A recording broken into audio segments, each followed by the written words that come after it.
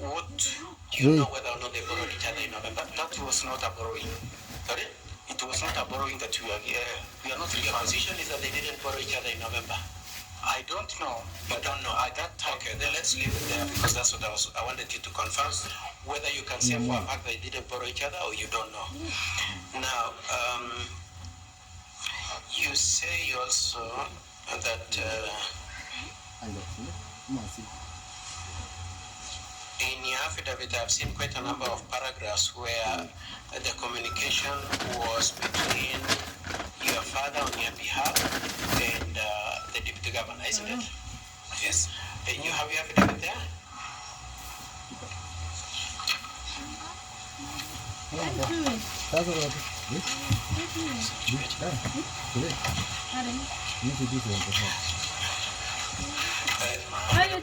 Members, I am referring to page 17 of the Deputy Governor's bundle. Page 17, please. You have your affidavit there? Yes. Could you confirm that paragraph 5 is information you received that got to you through your father, and it was not a conversation directly with the deputy governor? Paragraph 5, you said that in early 2023, my father had learned through deputy governor of job vacancies with Quasco. That's what you've said. Yes. That information came to you through your father, isn't it? Yes. Not a personal conversation with the deputy governor. It was through my father. Okay. Let's go to paragraph 6, please. In paragraph 6, you said that on 21st April, while I was working with a company known as Together as One, finance as marketer, my father brought to my attention.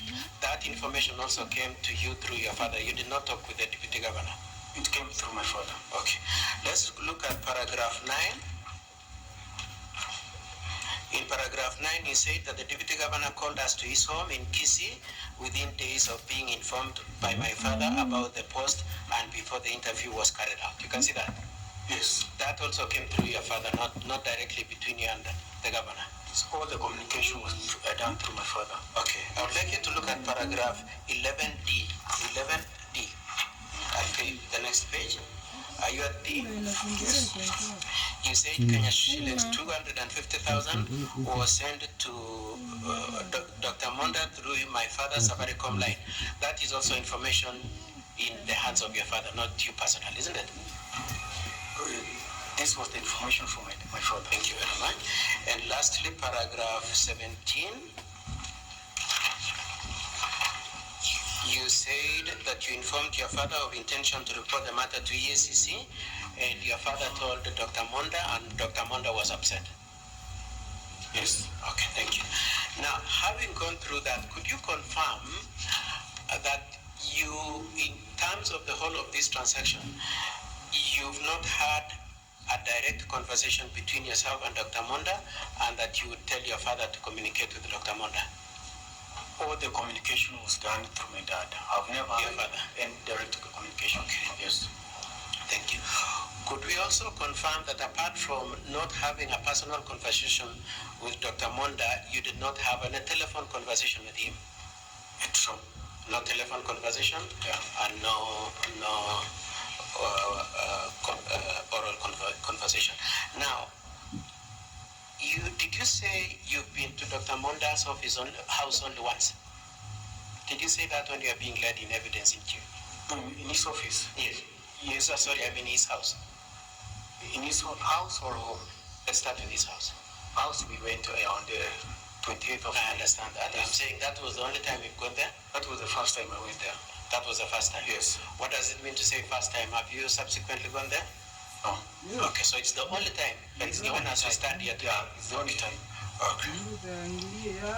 Now, it is also your testimony that on that date of 28th, when you remitted the sum of 249,000, Dr. Monda and your father were seated at a distance talking as friends. Yes. And you were separated from them. Yeah, I was with my other brothers. You were with your other brothers. How many of them? We were with my other 3 brothers. So you are 4 brothers? We were 4. Okay, yes. At a distance. Okay.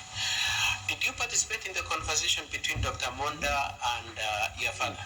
No. Did you, for instance, say, no, it was on a Saturday, or did you make any contribution to Did you participate in that conversation at all, one way or the other? No. Okay. Okay, now, it is your case that the money belongs to you. Yes. Okay. It is also your admission that you do not know whether your father owed Dr. Monda any money. Sorry? So, as you stand here before the Senate, your position is that the money belongs to me, Dennis, isn't it? Yes, that was my money. Simultaneously, you cannot say for a fact, from where we've just come in cross-examination, that Joseph Misati, your father, did not owe Dr. Monda any money. You cannot say that. If they had, I didn't know. Just answer the question I've just asked you. You cannot say for a fact whether Joseph and your mom or Dr. Monda any money. You cannot confirm that. I cannot confirm. Thank you. Now,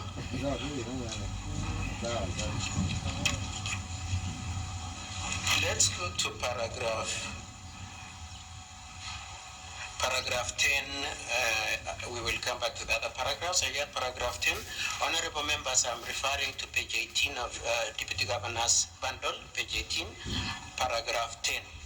In paragraph 10, you say that I and my father voluntarily gave him Kenya shilling 799,000, an amount meant to secure me a job, believing him as deputy governor with influence over Kwasco, which is an entity of the county government, which he deputizes as head of government. That's what you stand by that statement, isn't it?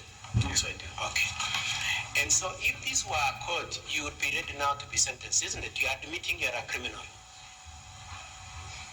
I'm not admitting, I'm not You're saying, I gave out a bribe. Aren't you saying that here? Huh? Actually, this, I can say that... Oh, paragraph 10, you're saying you give out the money with the intention of getting a job. Isn't that what you're saying? A bribe with the intention of getting a job. I only succumbed to pressure from the office. Your state of mind aside, all I'm saying is you are admitting before the Senate that as you stand and as you testify and even as you complain, you are saying I am coming with, first of all, an admission that I'm a criminal, isn't it? I'm not. Haven't you said you're a criminal here, that you're giving out a bribe? Or you think giving a bribe is not a crime? At first, they called it a facilitation fee.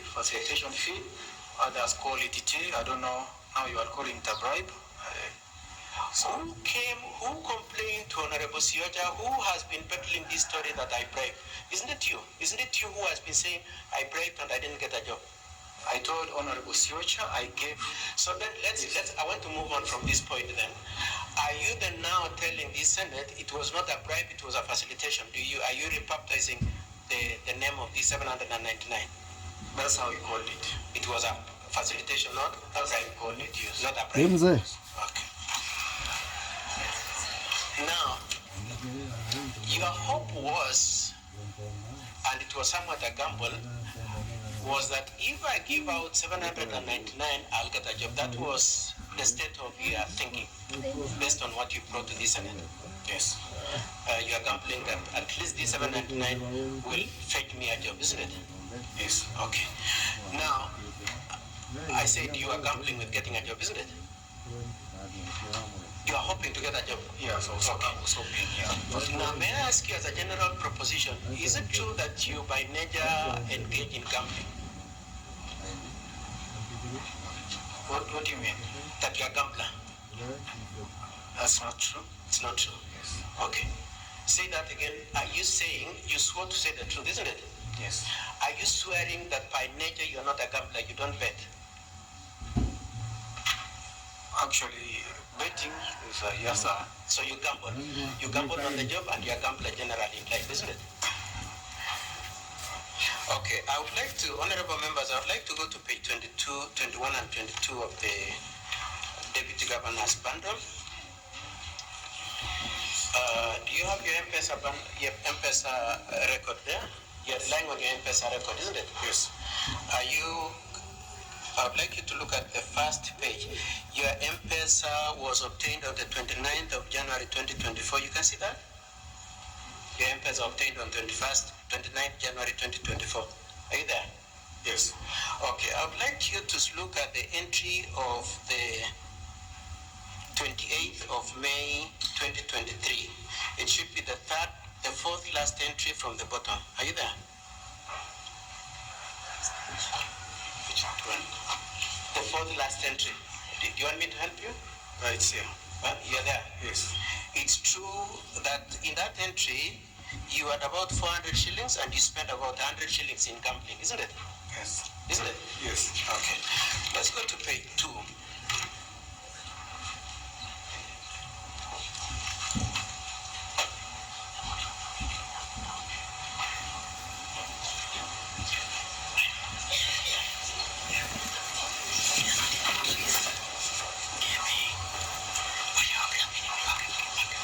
Okay, at page 2, I'd like you to look at the entry at your transaction at on the 28th of May, the same day we are talking about, at 12 o'clock.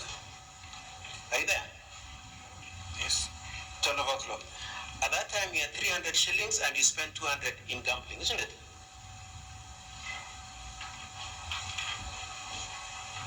Yes. Yes. And then at 10:21 on the same 28th May, the same day we are talking about money being sent to Dr. Monda, out of a sum of you didn't have any money, you had only 34 shillings, but somehow you spent 100 shillings in gambling, isn't it? Yes. Then the day before at 18:51, you spend another amount, isn't it? At another 100 shillings and left a balance of 34 shillings in your account, isn't it? Okay, and I don't want to go through all this because of time, but you agree that generally your statement shows Yes, I do. the same way you are gambling with the government and the job. Yes. By throwing, okay, thank you. Now, I would like to move on then to the big question here. Whose money was it? Your position is it is your money, but you do not know whether Dr. Monda and Mr. and Mrs. Misati owed the money. Now, I would like us to just discuss on the face of what you came with to the Assembly and then subsequently to the Senate. It is true from what my colleague, Mr. Mutuma, took you through, that you confirm money came from your mom's M-Pesa account and Misati to your M-Pesa account, isn't it? It's true. And that is the money. So let's start. You received money from honorable members. That M-Pesa statement is at page 75 to 88, but with particular reference to the entries at page 87. 87, honorable members, 87, page 87. Could you, which bundle are you using? Let me see the bundle. Oh yeah, thank you very much. Are you at page 87? Yes, sir. Okay. Could you confirm that the entry of 28th May at 2001, are you there? Entry at 2001, you must have seen that. 2001? 2001, can I help you? Next to the stamp, you can see it. Yes, yes. Okay. You confirm that at 2001 on the 28th, you received 50,000 from Mrs. Misati, your mom. Yes. And then on at 1951, you received another 50,000 from her. Yes, I did. And lastly, at 1944, you received 150,000 from her. Yes. Okay. And these are exactly the amounts you remitted to Dr. Monda, less 1,000. Yes. Okay. Why did you keep 1,000? This was for transaction costs. Okay. Yes. So you kept 1,000 for transaction. Now, so your mama sent you 200,000 flat. Sorry. 250. 250. Yes. But you remit to Dr. Monda only 149. Yes. And you kept 1,000. Sorry, you remitted 249 and kept 1,000, isn't it? Actually, it was not 1,000. After now, the transaction, because I don't know how much that made the account. Do you know how much It was less. It was less than 1,000. It was less than 1,000. Yeah, because of the Now, the transaction. question I have for you is, did you call your mom and ask her to request her to withhold 1,000 shillings? Sorry? You withheld 1,000 from her, isn't it? Yes. Did you request her to withhold that 1,000? Did she authorize you to keep that 1,000? No. And did your father authorize you to keep that 1,000? My dad told me to send 249. Or it's your father who told you? It was my father, because I was with my father. Okay. Yeah. And it is because you needed to cushion yourself against the expenses of this transaction, isn't it? Isn't it? That was the... So he was saying, Yes. I don't want you to incur an expense. You can keep 1,000, send to 249, isn't it? But this was... No. We must go through this. So he told you, because that's my instructions, he told you, I don't want you to spend your money. So send 249, keep 1,000, being the charges that that you would incur with Safaricom for passing on this money, isn't it? That's not true. What is the truth position? If my dad, after making the first transactions, actually my dad did the first transactions to the deputy governor. He had done a total of transaction of 100. Let's just go back so that we don't spend too much time. Yeah. Why were you keeping 1,000? Let's just put it like that then. Because Yes. my dad, I'd sent him 251 with an extra 1,000. You get. So I sent 249 to make it a total of 500. So if this money was yours, why was your father, if this money was yours, why would your father be concerned about whether or not you would spend money to remit the amount? Why would he bother? Isn't it because it was his money and he didn't want you to go at a loss? It was actually, he wanted to make the full payment of 500,000 Kenyan shillings. So the reason is because your father didn't want you to spend money on his business, isn't it? No, that's not. Okay. Yeah. And I'll move on from there. So now, let's say, your position is that this money your mom was sending was your money. Is that your position? Yes. Okay. Now, without spending so much time on that point then, could you confirm that you have not brought anything to show that you have not given us any paper trail to show that money came from you to your mom's M-Pesa account? I gave the full amount, 800. No, just answer my question. My question is, we have paper trail. We've traced how money came from your mom and into your account and to Monda, isn't it? Yeah. You've shown us EACC documents and so on and so forth. I'm saying in the same way you are so diligent, you've not given us, with the same diligence, documents showing that on a given day you remitted the sum of 250,000 to your mom, which is a basis for you to say this money was mine originally and my mom was just a custodian. There was no documents. Thank you. There is no document. Now, in your statement, I want you to go to page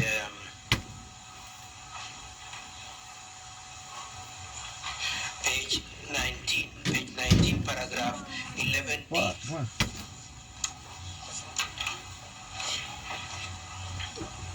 11D, are you there? Yes. Is that when you say 250,000 through my father Safaricom, 250,000 was remitted, isn't it? Yes. Okay. Now, let's start.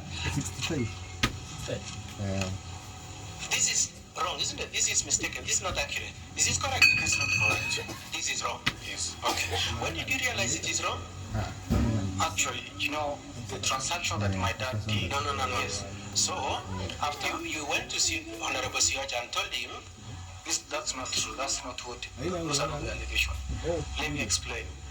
okay. You actually said when we were making this transaction. No, I don't want to go a long way. I'm answering my question. My question is simply this. You admit that paragraph 11D saying that your father remitted 250,000 through Safaricom line of your father is wrong. You admit that, isn't it? Okay, and my question was simply this. When did you realize that was wrong, that is inaccurate? When I go to see my father's statement. So you saw it for the first time when your father explained and said, no, I didn't send M-Pesa to Dr. Monda, isn't it? The initial case. No.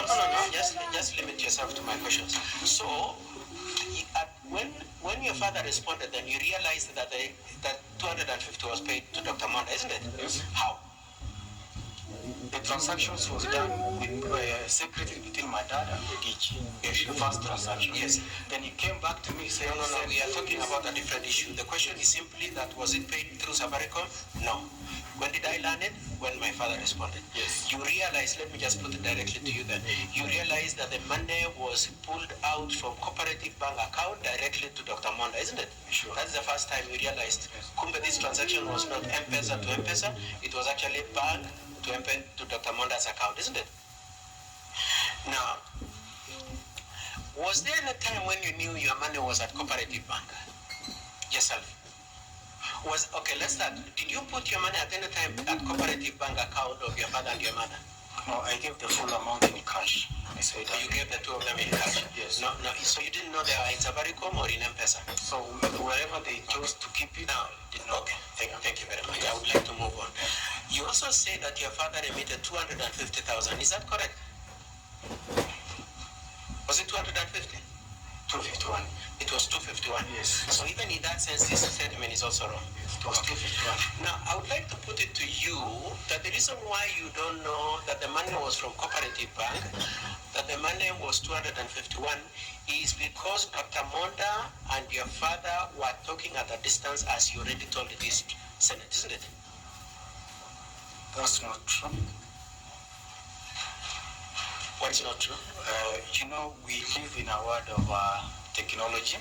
So if I make any transaction between me and you, it's personal. I cannot tell. No, I think that's irrelevant. All I'm asking you, if you were seated with Dr. Monda and your father, you would have heard that your father was saying, I will give you the money from Cooperative Bank, isn't it? You would have heard that. You didn't hear that, did you? We sat in a distance. You're at a distance? Yes. Neither would you have heard about 251. Yes. Okay. Now, so let's say, for argument's sake, that they discussed bribe.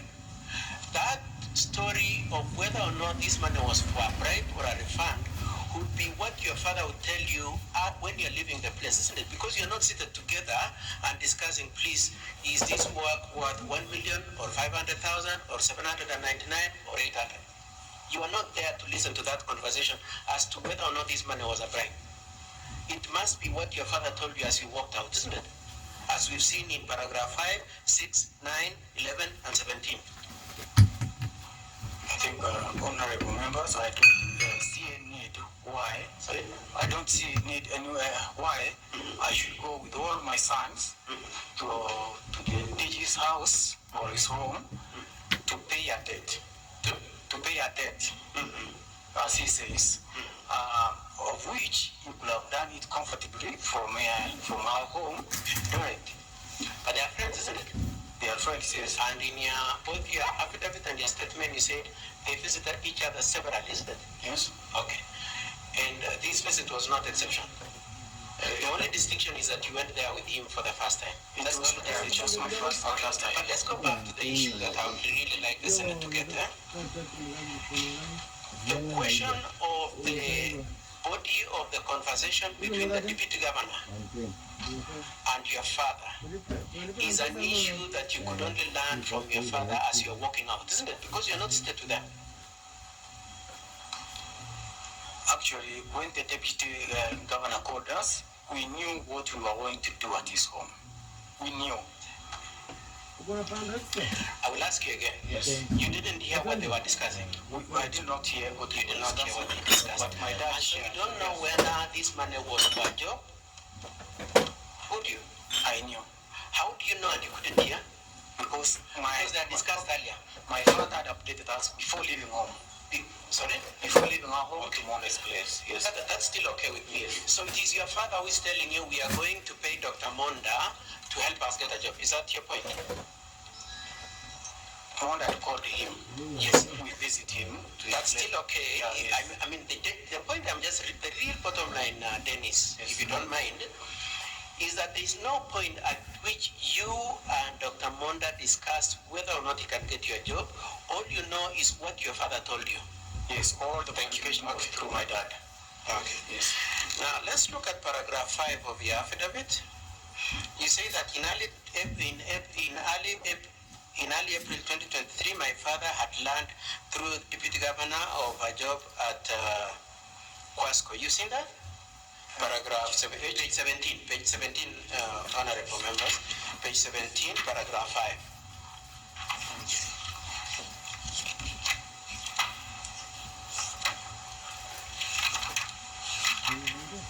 Are you there? Yes.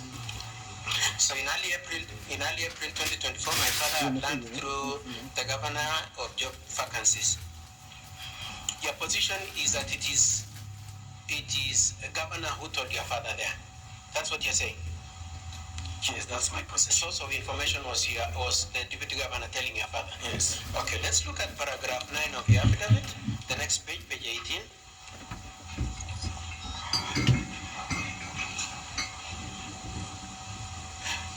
At page 18, he said that the deputy governor called us to his home in Kisii within days of being informed by my father about the post and before the interview. You can see that? Yes. Okay. So, at paragraph 5, you're saying the topic of information is from the deputy governor to your father.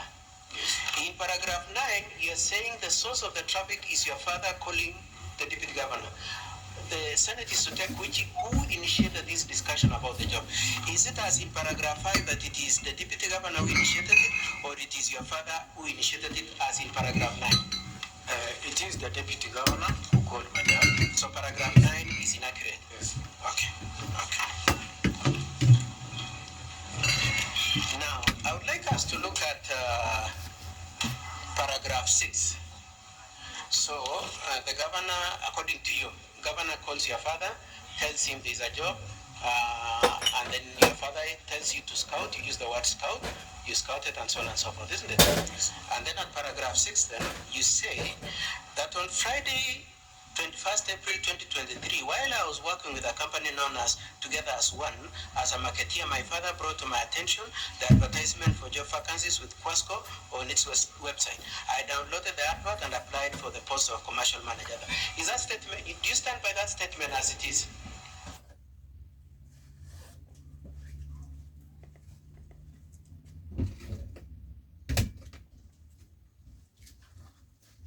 The information, isn't Yes. it? Yes. When was the first time you knew?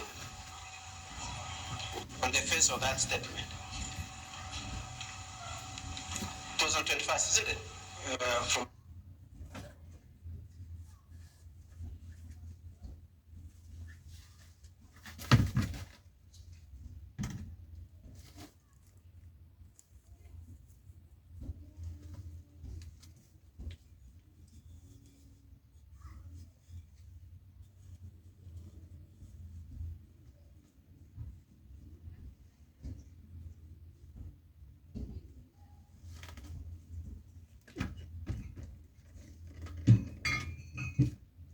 $799 happens after you've made the application, isn't it? after I did my interview. After you did your interview. And you did your interview. I know in in evidence in Kyiv you say the interview was on 25th of May. Yes. The correct position is that it was on 15th of May, isn't it?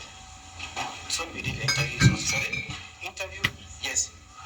It was on 15th May, isn't it? Around 25th. No, Lucy says, and even you have said in other places it was. You can see from the. Yes, we can see from your letter of invite. At page.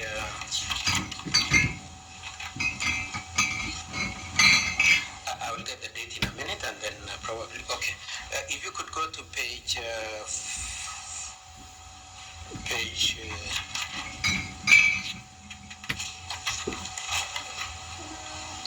14. If you could go to page 14.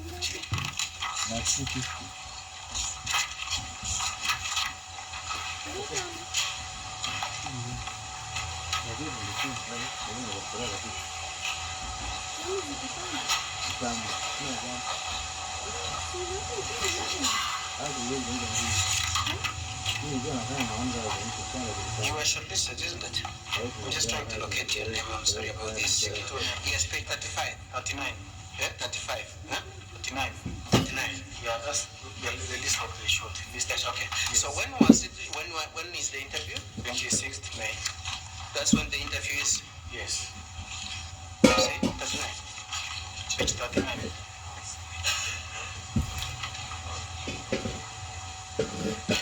This is a short list of human resource manager. Why are you applying for human resource manager?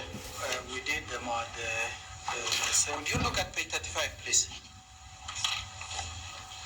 Page 35, yes. Anyway, let me do this. I don't see the date. 25th May. Sorry? It's on 25th May. If you look at the bottom of page 36.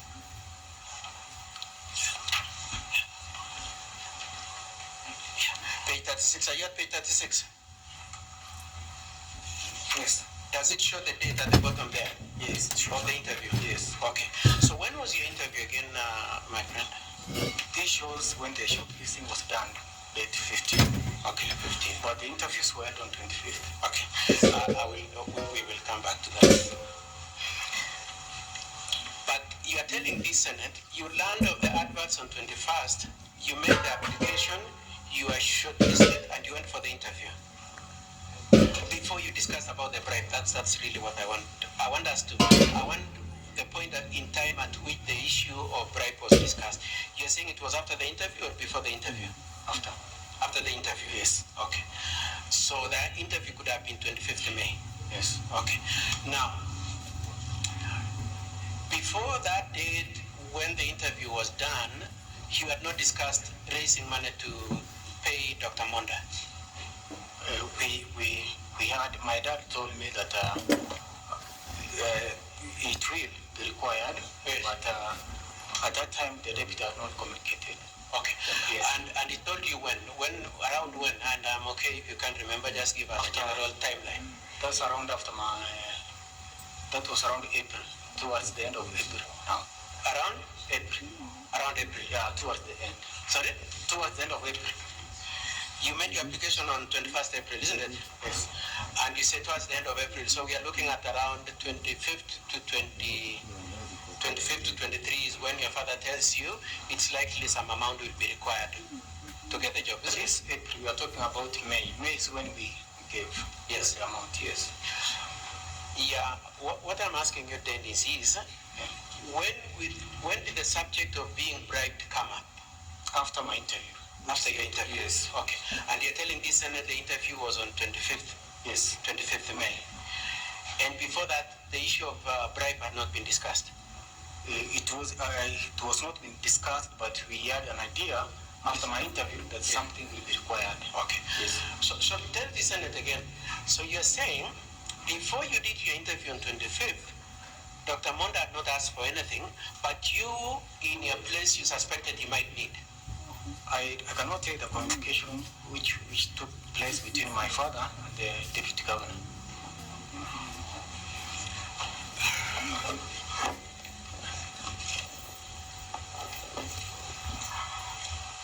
So the first time you had communication from Dr. Monda was post-interview on 25th of May. That's the first time Dr. Monda spoke and said, please bring me 800,000, according to you, from your father. I cannot tell because they usually talk. Okay. Yes. That's okay if you don't remember. But your position is that the earliest Dr. Monda spoke to you, asked about any money was after the interview. Yes. But before that, he had not asked for any money. Yes. Okay. Now, you said something I didn't know. You said before he asked you for the money after the interview on the 25th May, you suspected he might need some money. You know, I told you all communication was done. Just answer the question. You had said that earlier, or you're retracting it. Did you suspect that you will need some money? To get some money, what do you mean? To give some money or to get some money? To give him some money for the job? Yes. From where you sit that you knew he might need? Yes. But he had not told you? Yeah. Okay. Now, so we are looking at the date of application of 25th. We are looking at an interview done on we are looking at an application made on 21st of April and an interview done on 25th May. Now, I'd like us to go to the Deputy Governor's bundle, page 256.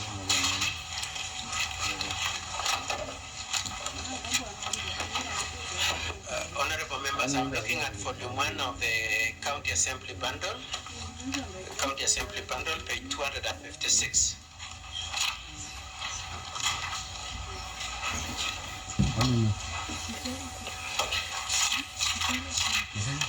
Are you there, my friend?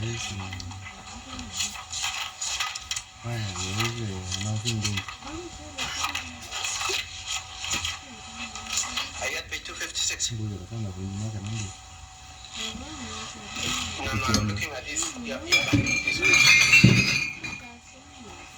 one. That's page 256 for this bundle. Page 256, please. He's only there.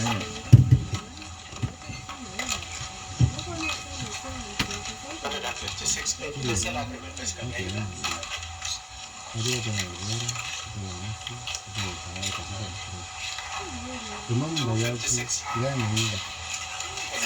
After something like this.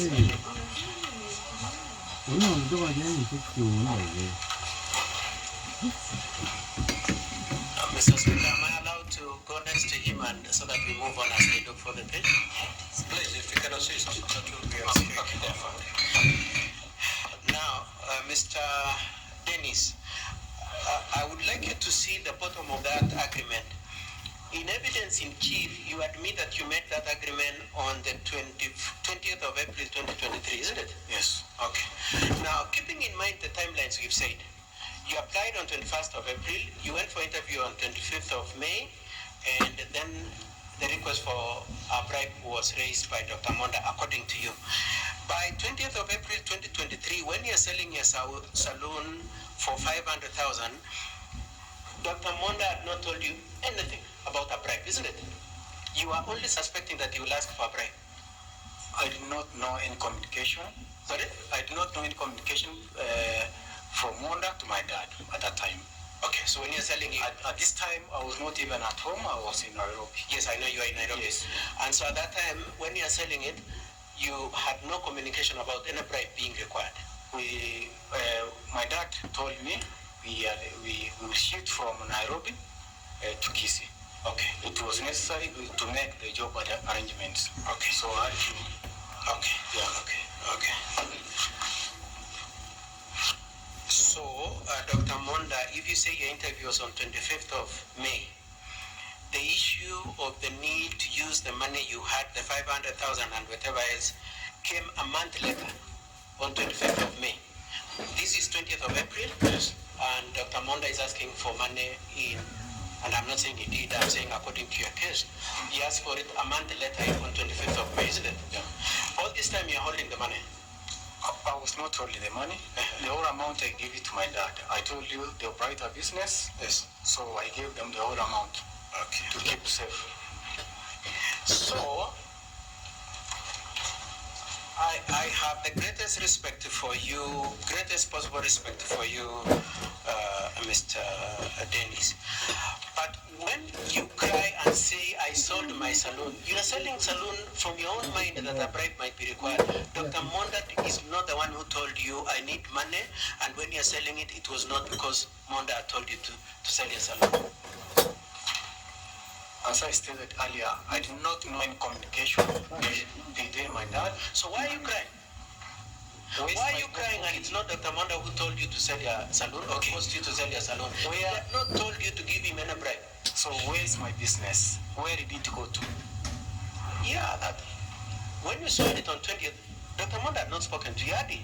Okay, where are the proceedings? Okay, anyway, I think I've made my point to the Senate. I'd like to move on to a different issue. And let me forward this one because I know you need your colleagues need time. So you said you, Dr. Monda, also also threatened you, isn't it? Yes. That's the other count against Dr. Monda. Now, we are agreed, Doctor, you never spoke with Dr. Monda at any point on phone, isn't it? Every communication was done through my To your father. And so even the threat came through your father. No, this was, it came through now, is Honorable Siocha, whom I reported the issue to, and told me to write formal statement. No, I don't know if you are mixing the issues. We are talking about being threatened. Yes. We are in agreement this far that there was no communication between you and Dr. Monda. Every time you needed to communicate with Dr. Monda, you do it through your father, isn't it? Yeah. So the question is, you at a certain point labor under the feeling that you are being threatened. That feeling was communicated to you by your father, or by whom, or by what? You know, when I told my dad I want to make a formal complaint, he was not of the idea. Let's just answer the question directly. Is it your father who told you? Yeah, Dr. Monda is very upset and say has threatened you. he not say, okay, I got the information from my dad. Yes. And also, So the Senate can then rest and say, knowing that the point that you are threatened was communicated to you by your father, that it came from Dr. Monda, isn't it? Okay, now that's good enough. I want to move from there. Now, look at paragraph 17. I have two last issues I want to discuss. Okay, first of all, paragraph 12. You have nothing to show that any 300,000 was given to Dr. Monda, do you? Other than saying it, other than word of mouth. No, you don't have. yes. And your witness for the point that 300,000 was given to Dr. Monda is your father, Mr. Joseph Bissat, isn't it? Yes, I was. He was. And he will come and testify and say, I was with my son when we gave Dr. Monda the money. Yes, I was with him. Okay. Now, let's move on to paragraph 17. You say, I informed my father and the deputy governor of my district. Paragraph 15. You say that I thereafter wrote a demand letter to the deputy governor. Could you confirm that in the totality of the documents you brought, you've not given us a copy of that demand letter? What I did after the complaint to the Honorable Siocha, No, I'm just asking. We have documents here which the Senate is looking at us. You've seen we've gone through. That letter is not among the letters. There is no demand letter, isn't it, that you've brought to this Senate or to the Assembly, isn't it? I gave the copy to Honorable Siocha. And so you don't know. It's Mr. Siaja, Honorable Siaja will explain it. Yeah. Okay, let's move on. Then you reported to EACC, isn't it? Yes, I did. Now, I would like you to, honorable members, I want to refer to our bundle, DG's bundle, page 16, where the letter of EACC is.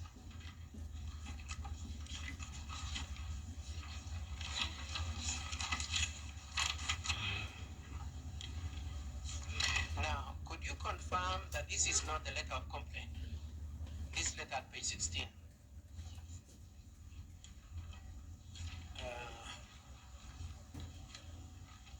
Why do they keep taking away the documents from you, Dennis?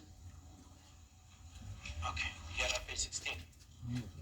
So page 16 is a letter dated 6th of February 2024, delivered to the EACC on 20th of February, isn't it? Okay. Now, in that you make your complaint. This is a complaint. Let's just go direct. Okay. Have you brought this as a Senate? A copy of the letter of complaint that relates to the issues here? The complaints were recorded. There was no document given. So you have nothing to show it. It's only the recording that they did at the EACC. Okay. Yes. And you have no reference number. Actually, there was no reference number given. Now, this Senate is investigative in this kind of matters and might want to know whether that report was made. Could you tell this Senate, what day did you make this report to EACC? It was before this. I'm saying, so you were prepared to make this case. You're saying you reported to EACC. Could you tell us, was it on 14th of February 2023 or 16th or whichever date? Could you give us a specific date? Or you don't have a date? I cannot remember the specific date. Now, if this, which place did you report this to? EACC. Where? Integrity House. Yes. Okay. And the statement is at Integrity House. Yes. Okay. So if the Senate wants to summon somebody to confirm that, Who did you record your statement? Give us a name. I don't know the name, but after I made the complaint, And let's answer the question directly so that we move. You don't have the name. You don't have a name. yeah, I remember she was a lady, but I don't remember the name. Sorry? She was a lady. She was a lady. Yes, but I don't know. Right-handed or left-handed? Or you don't know? I cannot tell. Okay. But you don't know the name, you don't know the date, and you have no copy of any bit of any complaint. Okay. I would like then to move on to a different issue as I close. What is your wish from this Senate? Your wish is that you get back your money. Is that what you want the Senate to say? What is your wish? You know, my wish as a young graduate is just representation of the exploits. No, you cried about your money. You cried about your money. And so, is it your point that you want the DG to be punished, you want him to lose his job, or you want refund of your money? What is it you want this? I complained. I made a complaint. You're not answering my question. I wanted back my money. You want back your money? Yes. And your expectation is that this Senate will tell the DG to give you back your money? So, Okay, so let me ask you differently. no. Have you filed a civil suit Sorry? for refund of your money? No. And is it your interest that your father's friend be punished? Is your point that I want punishment for him, but that's not your interest? Your interest is money, not punishment. My interest is not only money. Yes. It's my long-term savings I've made over the period of years. Yes, that's the same point you want to Yes. say. Yes. Yes, and this is just a reputation of the youth. Yes. So I'm asking Of you. the exploits we are going through, these politicians who ask favors in return of jobs. So I'm just a representative of the youth. Yes. Here. So you come to represent the youth in making this complaint. One. I actually yeah, Rapina. say yes, and if there are other youths out there who are So you come here on behalf of the youth. Correct? You have come on behalf of other youth. this was on my Please answer my question, yes or no. You've come on behalf of other youth. It's Okay.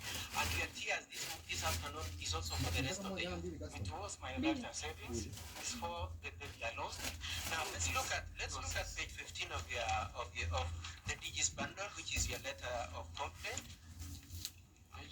Page 15 of that same bundle. Page 15, honorable members. At page 15, you said the only are you on page 15? This one. Yes, that one, yes. You said, I have written to you because the deputy governor is acting with impunity. I believe as a member of the county assembly, you are in a position to assist me by disciplining him through the county assembly. All you've come is to punish him. You're not even interested in your money and your salon. You're only interested in him being punished, isn't it? Punishing him means it's a refund and to see. Have you asked for any refund at Mimi any of either your leta. affidavit or your statement? Sijajiweka aje haraka haraka. To get the refund to complain, the money took fully. Okay. Eh? I will move on because I just Oh, want to hivi. use the last thing I want to explore before I hand over to my colleague Eh, is vitu page huwa 13. zinakatalia We could kwani. go to page 13. Kindly the second paragraph, page 13 of the DG's bundle, honorable members. Are you there at page 13? Paragraph 2. You said, the brief facts are that in April last year, 2023, my father relayed some information he had received from the deputy governor about an advert on Quasco. You can see that? It's on page. 13. Page 13. You get page 13? Your letter of 19th December.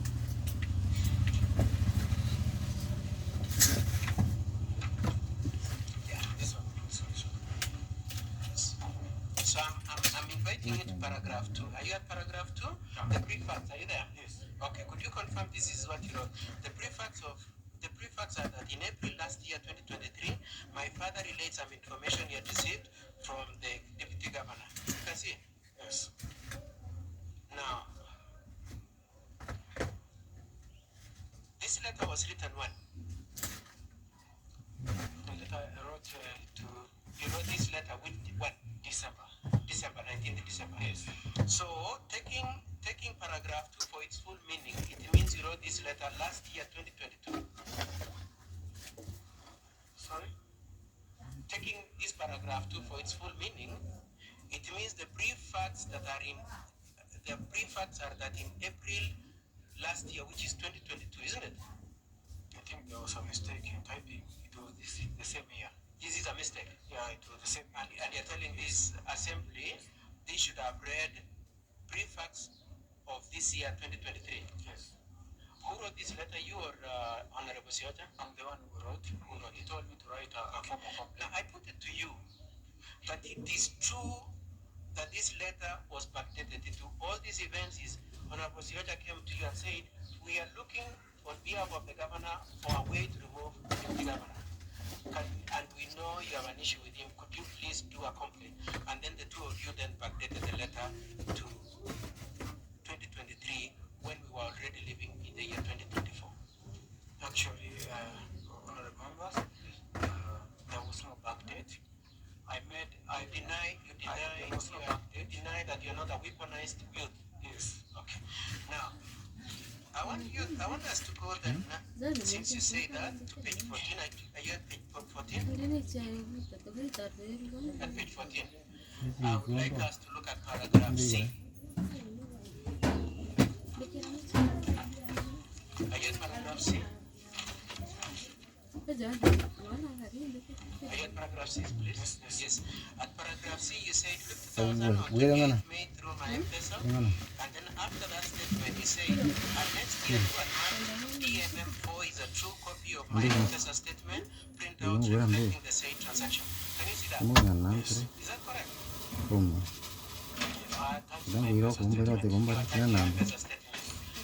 You attached it to the letter of 19th December 2023. So you had an M-Pesa statement on 19th of December which you had that letter and sent to Siata, isn't it? The one we are relying on in this case.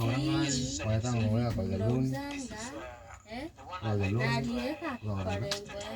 look at the next year then. I would like you to go to page, I would like us to go to page 22. Page 22 of that same paragraph. Actually, page 21, sorry, honorable members. Lakini ungangana ambe kento kigetimba Is it true that the date of obtaining this M-Pesa statement was 29th January 2024, as we said a few minutes ago in my cross-examination? It's true. It's true, 29th April. So when you are saying you're attaching it, and it is December 2023, this M-Pesa did not exist, did it? I gave the first I gave the transaction. The first one I made, I printed through Safaricom, and then again he called me, said he had misplaced the statement. I put it to you that you're lying. I'm not lying. You're not lying. Where is that statement you had as of December 2023? Now that's I gave it to Sioja. Sioja has. So Sioja has. When I made a formal complaint, I attached my M-Pesa statement. I attached my interview application. So, you are saying you gave Honorable Sioja a statement, an M-Pesa statement that existed as at 19th December 2023. Yeah. And it's not this one. Yeah. And this is not the annexure you put there. This is not the annexure you gave Honorable Sioja. This is another one I printed again. And that other one that you had is not, you've not presented it anywhere, have you? There's no way in the whole of your case, isn't it? The first one I gave it to Sioja, I told you. Yeah, the Sioja frustrated your case by doing that.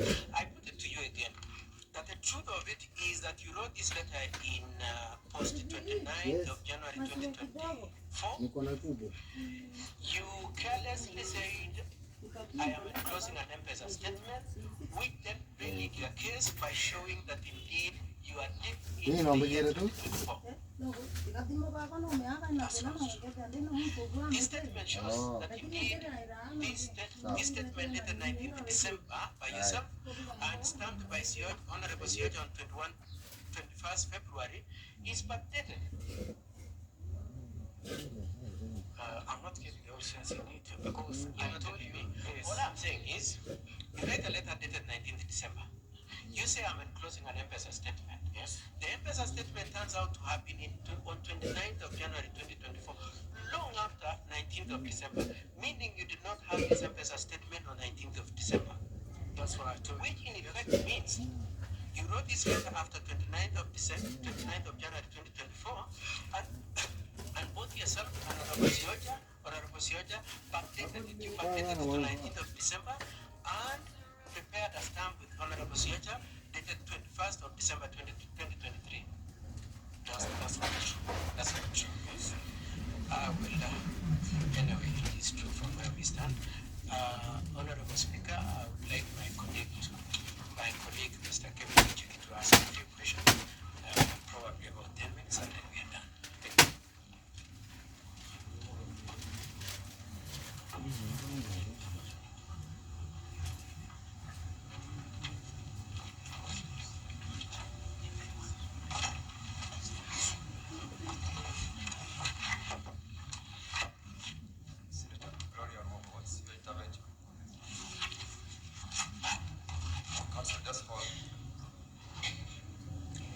Mr. Speaker, I wanted to intervene when Senior Counsel was there because we are following the proceedings, Mr. Speaker, and I feel that they are not allowing for the witness to answer. So if they can just allow for the witness to answer, because we are also following, we are not getting the, they are badgering the witness. That is passed. Senior Counsel has already concluded with the witness. Counsel, proceed and ask your questions. Perhaps, Mr. Speaker, sir, before Council addresses you, we were cautioned that we have 4 hours. Just for guidance purposes, do our 4 hours include the cross-examination session and time consumed? Yes, Counsel, for the County Assembly, remember the directions given was that you've been given 4 hours also, which means it's Yes, Mari. of your What? examination in chief, cross-exam and re-exam. So you have so far, I believe, started at 2:30, or rather 3:30. You've done almost 2 hours of your time. And to that effect, would there be the corridor of arms? And I'm guided by your directions, Mr. Speaker, so that then the defense does not eat into our time, because that could be their strategy as well. And we still have 5 more witnesses aligned. But we get directions as to how do we get corridor of arms in that respect. Proceed mindful of the time that is provided for the County Assembly as well as the defense. Yes. We'll deal with it as we progress. Senator Paul.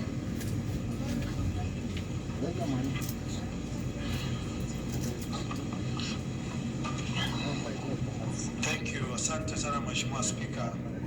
Yangu yalikuwa kwamba lazima upate mwelekeo Mheshimiwa Spika. Viongozi senators walio hapa si vyema wao kuchukua nafasi kana kwamba ni mawakili ama wawakilishi wa aidha washukiwa ama washtakiwa katika mswada huu Mheshimiwa Spika. Wawache kesi iendelee jinsi inavyopaswa. Yes, Senator Sifuna. Perhaps, Chair, then the indication would be, I don't know if in the program there was specification of the amount of time to be taken in cross-examination, so that we have a fair idea of how much time is left for cross-exam. Even the Council of the DG, I'm sure would want to know how much time he's playing with. As earlier on indicated, the intervention, or rather the time that was given at the point of starting these proceedings was that 4 hours is availed to the County Assembly. The 4 hours was wholesome. That means you divide that time with regards to re-exam, cross-examination, and examination in chief. However, let's progress. Be mindful of the time. We will appropriately give instructions at that time, but be mindful of that time allocation as you proceed. Council, proceed. Mr. Speaker, sir, members of the House, I am, for the record, I am Kevin Michuki, appearing for the Deputy Governor. Good afternoon, Mr. Misati. Good afternoon to you. I'll start you off by first inquiring. Are you a resident of Kisii County or Nyamira County? I'm a resident of Nyamira County. Come from Nyamira County. So if someone was to tell us you are a resident of Nyaribari Chache, that would be lying. It will be a lie. It to be alive. Yes. If Mr. Siochi, who moved the motion at the county assembly, was to say, you're a member of his ward, that would be a lie. It will be a lie. Yes. You've indicated that you are working and running businesses in Nairobi County. Yes. When did you move back to Kisii or to Nyamira? After I did my interview. No. April, March, February. April. It was in the month of April. Yeah, last year. April 2023. Yes. Okay. And then when did you go and meet the DG? I met him at his home on 28th of May. Of May? Yes. And that was the first time that you met the DG or went to his place? That was the first time that I went to his place, but I had met him several before. Okay, at his place, this was the first time you went with your brothers and your father? Yes. Okay. How long had you been in Nairobi before that? For a period of 13 years. 13 years? Yes. So since the DG came into office, you've been resident in Nairobi? Yes. So you cannot state how often your father visits the DG at his place? I cannot tell you. So whether that was a regular occurrence or not, you cannot say? Yes.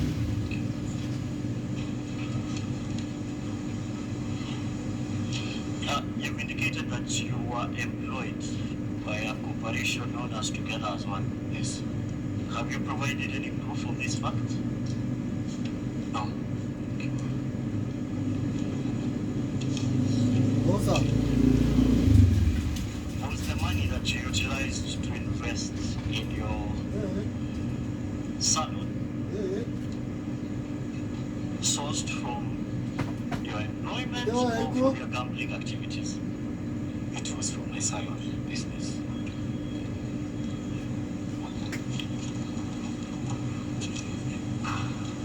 So you moved to, I go back to the issue of moving to Nyamira in April. Yes? Yeah. This was before you learned of this job at Guasco? After learning about the positions when now I'm relocated to Nyamira. But when did you apply for this job, this particular job? It was early April. After I made the application, I did the interview. So I came back to Nairobi and moved back. Okay. I'll move you to your, there's your sale agreement. Yeah, of your salon. Yeah.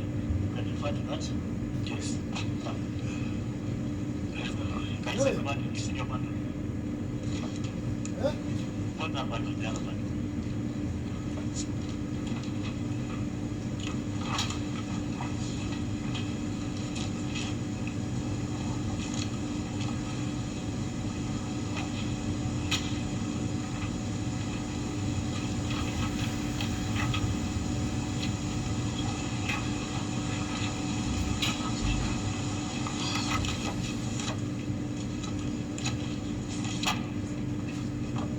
Yes, where was this agreement made?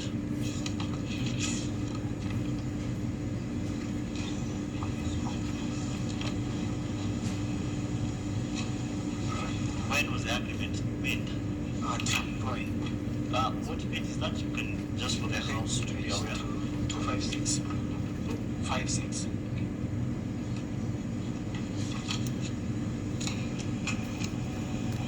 The agreement is dated at the bottom. Yes. On which date? 20th April. 30th April 2023. Yes. Okay. When you sold your salon, had you applied for the job? There was a communication that the adverts will be out. So I prepared for an interview. Had you even learned of this job at that time? Granted, this time, yes. Okay. I'll take it to your statements. To your statement. Refer to your statement. Insert page.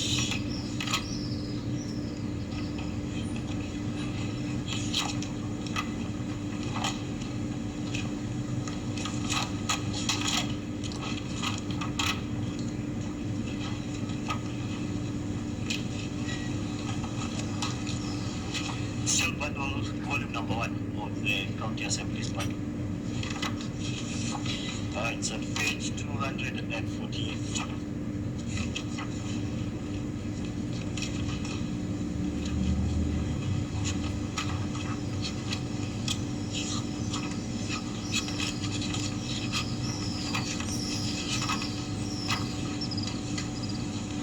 Yes, I'd like you to read paragraph number 6 for the House.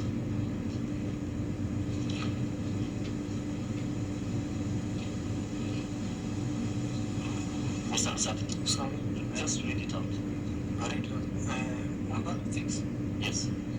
That on Friday, 21st April 2023, while I was working with a company known as Tobias One Microfinance as a marketer, my father brought to my attention the advertisement for job vacancies with Masco on its website. I downloaded the advert and applied for the post of commercial manager. Yes, so on the 21st, when your father brings it to your attention that there's a job at Guasco, you had already made an agreement and sold your son. There was an earlier communication that I should prepare. We go with what is Yes. according to the record. Yeah. You had already sold your son. We had made an agreement, but I could solve it. An agreement to do. To sell. Just for purposes of housekeeping and for purposes of timekeeping as well, I have indicated that you, both for purposes of the case of the County Assembly had 4 hours allocated. We have so far done 52 minutes in examination in chief. Cross-examination so far has taken 60 minutes. We are yet to deal with re-examination. Now, going forward, Council Mishuki, remember, if I had the Senior Council Kato indicated that you will take 10 minutes, I believe you will be done hopefully in the next 5 minutes with your reflection so that we are back on re-exam and rework on the timelines going forward with the remainder of the witnesses. So I'm giving you so that you close hopefully in the next 5 minutes. Mr. Speaker. That part. Before I give you back the mic, Senator Okongo. Yeah, Mr. Speaker, you have dealt with part of the issue that I wanted to draw to your attention. We have done a number of impeachments on plenary. And Mr. Speaker, what normally happens from the chair, you give guidance to the length of time that will be spent for cross-examination. You know, this is a time-bound proceeding. We only have 2 days. If the defense are allowed to cross-examine for the entire of this evening, we will not have the benefit of taking evidence from the other witnesses. Like what is happening? Council Kato did very well. He took us through the agreement. He made reference to the dates. Council is taking us back to the same agreement, repeating the same questions. I plead that you give guidance for full compliance at the time that the defense should take for cross-examination so that we make progress. Point taken, and of course you are aware from the chair, who is definitely no way the chair can intervene as to what you've just said. However, for purposes of proceeding, Council Mishuki, you should be closing in the next 5 minutes. We will give directives. I will give directives in the next witness. Of course, this must have witness, and that's why this much time has been given. Proceed to conclude. Then Mr. Speaker, sir, we graded and equally graded by Senior Counsel. Mr. Misati, we shall move from that point and move to a quite emotive issue, it seemed. In your evidence in chief, you raised an issue that is neither in your statements or in the motion that was moved in the County Assembly about your wife who was expecting this guy. This was not coordinated to program research. I didn't speak that it changed. The letter that we have, is it in that letter? The letter it was not in the Is it in the motion that was moved at the County Assembly? not aware, but I thought this was more for a personal application. You have raised it before this tribunal, so you have to go to it. Have you put before this honorable house any documents support this one. No, I haven't because it was it took place. I was not able to get the documents. Can you at least give us a timeline when did it happen? It was August last year. August last year. Yes.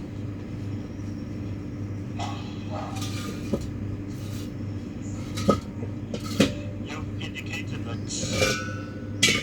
you made a statement to the ECC. I'll take it to the follow-up. We have the one referred to by Mr. Kato. Just for information purposes, there's nothing else you've placed before this tribunal or sent to COG with regards to the EACC. I made a complaint when I came here around January. So I made a complaint to EICC. But nothing has been placed before this house. Except that follow-up letter. It was the follow-up letter. You also testified that Lucy Wahito was called to record a statement at EACC, according to your knowledge, yes? Yes, I did. Okay. Were you, on what source did you get this information? Where did you get this information? I made a complaint to EICC. Okay, you get information that Lucy had been called to EACC to record a statement. Through the communication I got from EICC, You got a communication. after I submitted What was this lady called? This is another unknown person. I cannot remember the exact name, but So another nameless unknown person from EACC. Alah, Today, money that you get. The transactions happened on the 20th. After you were shortlisted. it was after. It was after you shortlisted. Was this before or after you were interviewed? It was after I was interviewed. Yes. So you were making a bribe to engage a process that had already occurred. Earlier on, I did not call it a bribe. Or a facilitation to facilitate a process that had already occurred. Okay. The note should go on record. You have noted yes. Yes, yes, yeah.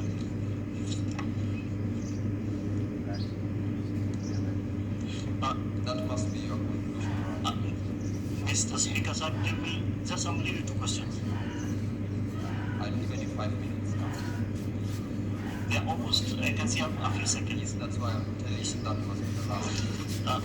Mr. Bisaji, you explained that the reason you went with your father to this meeting was to act as a witness to the facilitation fee being paid. Yes. Were your brothers who you say were also there? Yes. Also witnesses? This was my money. This was my. I'm not asking you whose money it was. Were your brother also witnesses to this facilitation fee? Yes, they were present. Yeah. They were. Yeah. Have you called any of them as your witnesses to support that fact? I haven't. You haven't. Yes. You're afraid they'll say something different. Sorry? You're afraid they'll say something different. Or they'll say your father said that was his money. I don't know the communication, but it took it last from last year. Last question. The follow-up that you discussed ilikuwa mili amo eka 1350. at page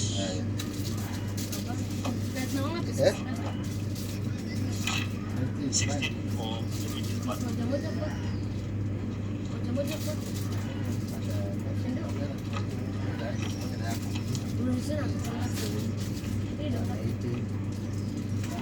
Page 16, 16, 16.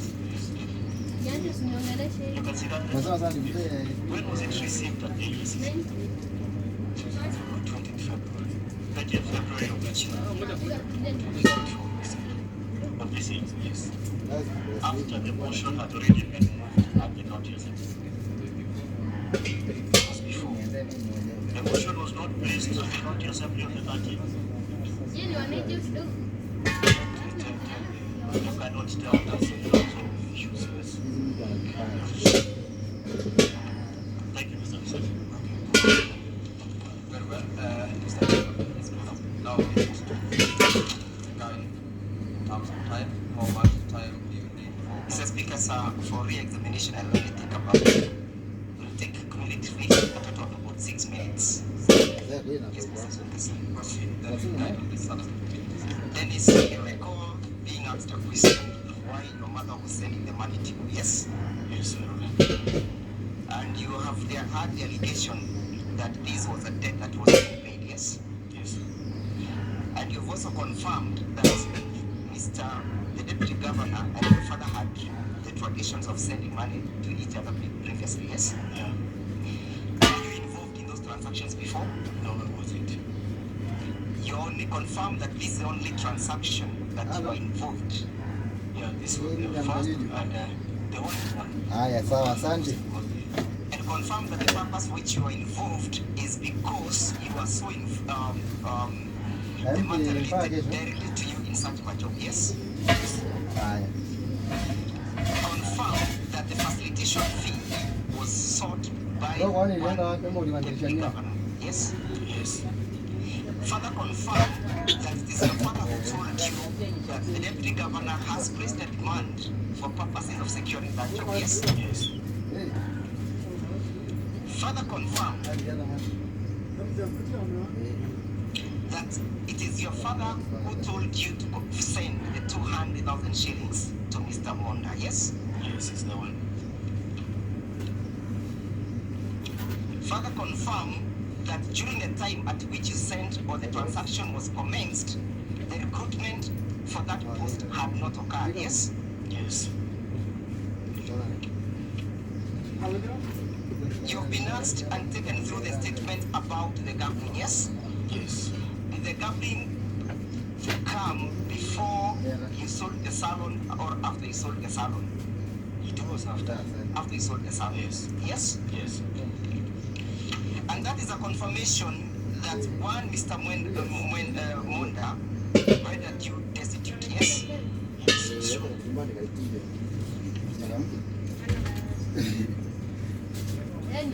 I'll take you, then I yield to Mr. Mutuma, Ilikuwa hiki. 100% plus.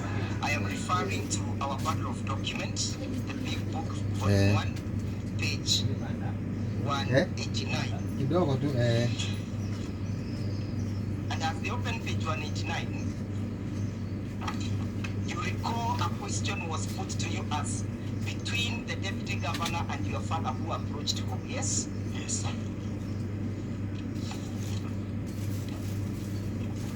Are you there at page 189? Yes, sir. Can you see where we have Mr. Katwa Kigen asking questions? Yes. And where we have the Honorable Deputy Governor answering? Yes. I want you to read the paragraph that begins, Mr. Speaker, just as a good friend, Mr. Joseph Misati and I, somewhere in April, I was made to know that there is an advert. Can you read that paragraph? So it reads, Mr. Speaker, just as good friends. Mr. Speaker, sir, that is the Hansons for 29th of February 2023 that took place at the County Assembly of KC. What is the Deputy Governor saying in that statement? Mr. Speaker, just as good friends, Mr. Joseph Misati and I, somewhere in April, I was made to know that there is an advert that has come up at Wasco, and Misati as a friend would ask me that his son has also tendered his application. Is it possible for him to be assisted to get a good job, to get a job? Yes. Who is making that averment? Is it your father? Is it you or the Deputy Governor? The Deputy Governor. Is he confirming that he was involved in search of that job in your favor? Yes. Is he confirming that Mr. Misati, that your father, is the one who approached him for purpose of that job? Yes. The issue of reference of the word son, who is being referred to in these circumstances? I'm the son. You are the son. You are put to task to explain why you cried, and you say that you cried because of your money, yes? Yes. Is there any other reason that made you cry? Yes, I lost my baby. You lost your baby? Yes. When you are that stand, Mr. Dennis, you heard the speaker directing the sergeant at Hamdas to take charge of another cry that came to the gallery, yes? I'm sorry for that, Mr.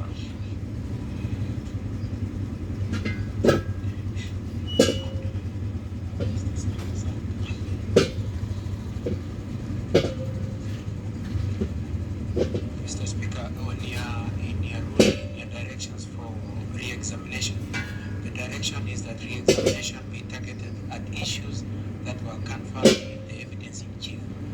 We did not make any reference of anybody in the gallery or the sergeant at arms regarding that issue. It should not be introduced.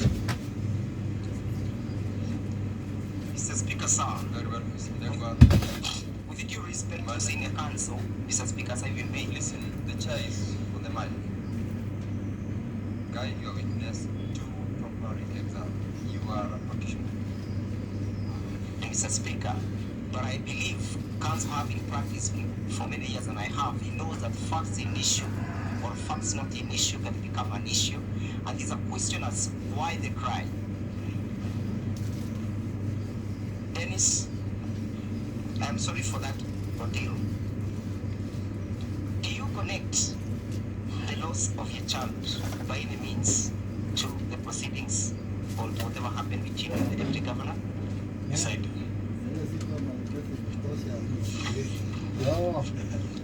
Finally, Dennis, as a youth, at the time the deputy governor sought for this money, had recruitment been made? Not yet.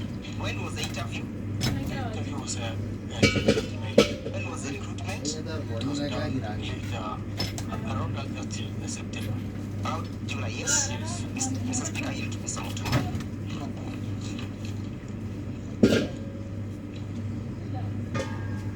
Thank you, my learned friend. Thank you, Mr. Speaker, sir, for the opportunity. I have 3 questions. One, Mr. Dennis Lisati, during the cross-examination, you were pushed to task to explain why in your statement you said that money was transacted from your father's M-Pesa to the deputy governor's M-Pesa, yet evidence shows that it came from Cooperative Bank. Can you explain whether this transaction was mobile banking transaction or was it a direct withdrawal from Cooperative Bank? What was the nature of that transaction? I think it was a mobile banking transaction. Mobile banking transaction.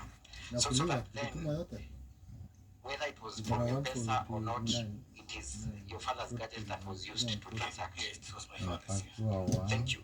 You've also been accused of being a criminal who bribes. Yes. Offering a bribe is a crime. Yeah. What motivated you to offer what now you are calling facilitation? Was it because you had a criminal mentality, or what was the motivating factor? What drove you to give the 800,000 shillings? It is it was the urgency to get a decent employment, like any other youth out there. We always hope for the best. If we get a decent employment, it means the betterment of the family. Thank you. Finally, you have been accused of being a gambler, and we have seen occasionally you've gambled and spent a negative amount of money in gambling. Is it in your nature to gamble? No. What led you to get gambling? It was due to hard life at times. So it was a means of trying another luck. A source of livelihood? Yes. Thank you, and that would be all. Mr. Speaker, sir, and we wish to dispense with this witness at this moment and call our next witness. Witness, you may, yes, Sifuna. Unless, of course, the honorable senators have a question. Thank you. Thank you, Mr. Speaker. Council, before you do, we have a few interventions. Mr. Speaker, I wanted some clarity on two issues, and this concern is addressed to Senior Counsel Katwa Kigen. Katwa, could you tell me what conclusions you wanted me as a senator to draw, this house to draw, from that cross-examination on the witnesses' gambling history? And secondly, Mr. Speaker, I wanted to know from the defense whether there was an admission, or there is an admission, or it is the position of the defense that in fact a crime was committed and therefore the witness is a criminal.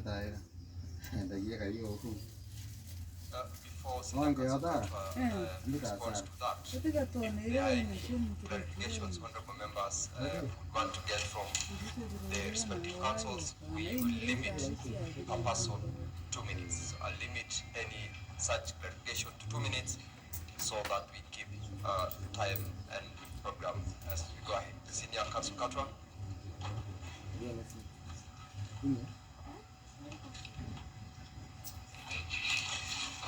The two questions that have been put to me is what inference we pray that the Senate draws based on the data on the gambling. All we are asking, honorable members, is to treat the testimony of the complainant with circumspection. We would want you to take what he says with an amount of caution that is not necessarily saying the truth, and that from where he has come, he is inclined to get things for free and cheaply. On the question of whether the question of him having admitted a crime means we are admitting a crime, we are saying we are not making any admissions. We are merely saying that in the quest that he has put in his letter of complaint, he is so determined to have the deputy governor punished to a point that he is prepared to incriminate himself and make an admission of having committed a crime, provided he's ready to shoot his foot, provided he gets the deputy governor punished.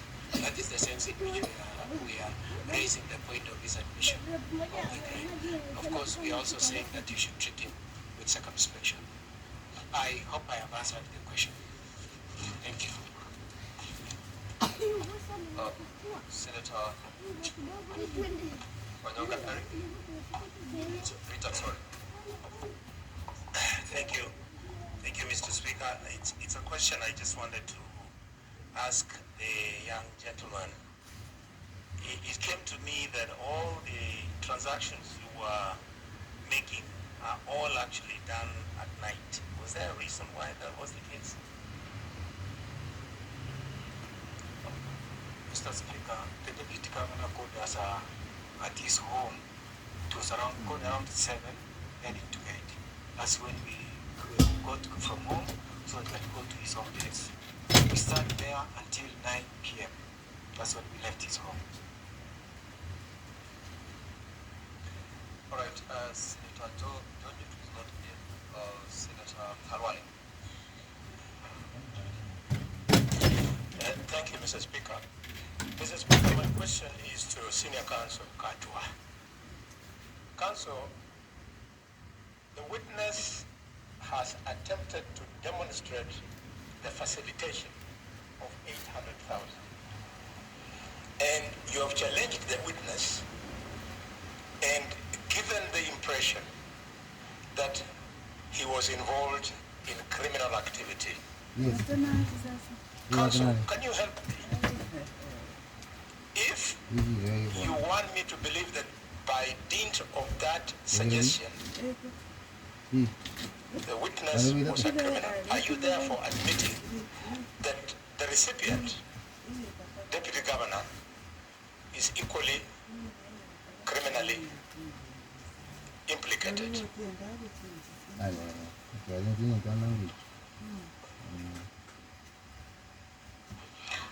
Mr. Speaker, I think that's the question that my learned friend, Honorable Sifuna, had asked, and our answer remains the same. Our position is that the 500,000 was a refund. Our position is that there is no relationship between the payment that was remitted to Dr. Monda and any allegation of bribery.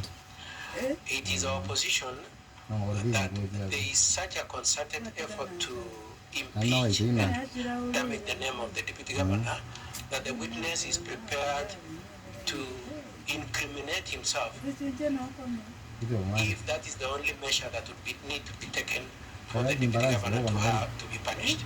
And therefore, the possibility is that he has not committed that crime, that he doesn't believe in the bribery, but because it is the only way that it can achieve the punishment of the deputy governor, he is prepared therefore to say that I have actually committed a crime so that it places the matter before you. We are not making any admission of any wrongdoing on our part. I hope I have answered your question on the report. Very well. Take your seat, Senior Counsel Katwa. Senator Ward. Okay. Thank you, Mr. Speaker. I will stay with that line of questioning. Supposing, Senior Counsel Katwa Kigin, supposing this is an admission on the part of the witness that indeed he actually participated in a criminal activity, would that absolve the deputy governor from the liability of a similar crime? And secondly, you see, the reason why you're pushing the line of gambling is to demonstrate before this house that the witness cannot be relied on and that he has a history of using easy ways to get money. Is it then your admission, Senior Counsel, that we are not, or we should never expect to hear any truth from a person that does gambling? I thank you, Mr. Speaker. Senior Counsel Katwa.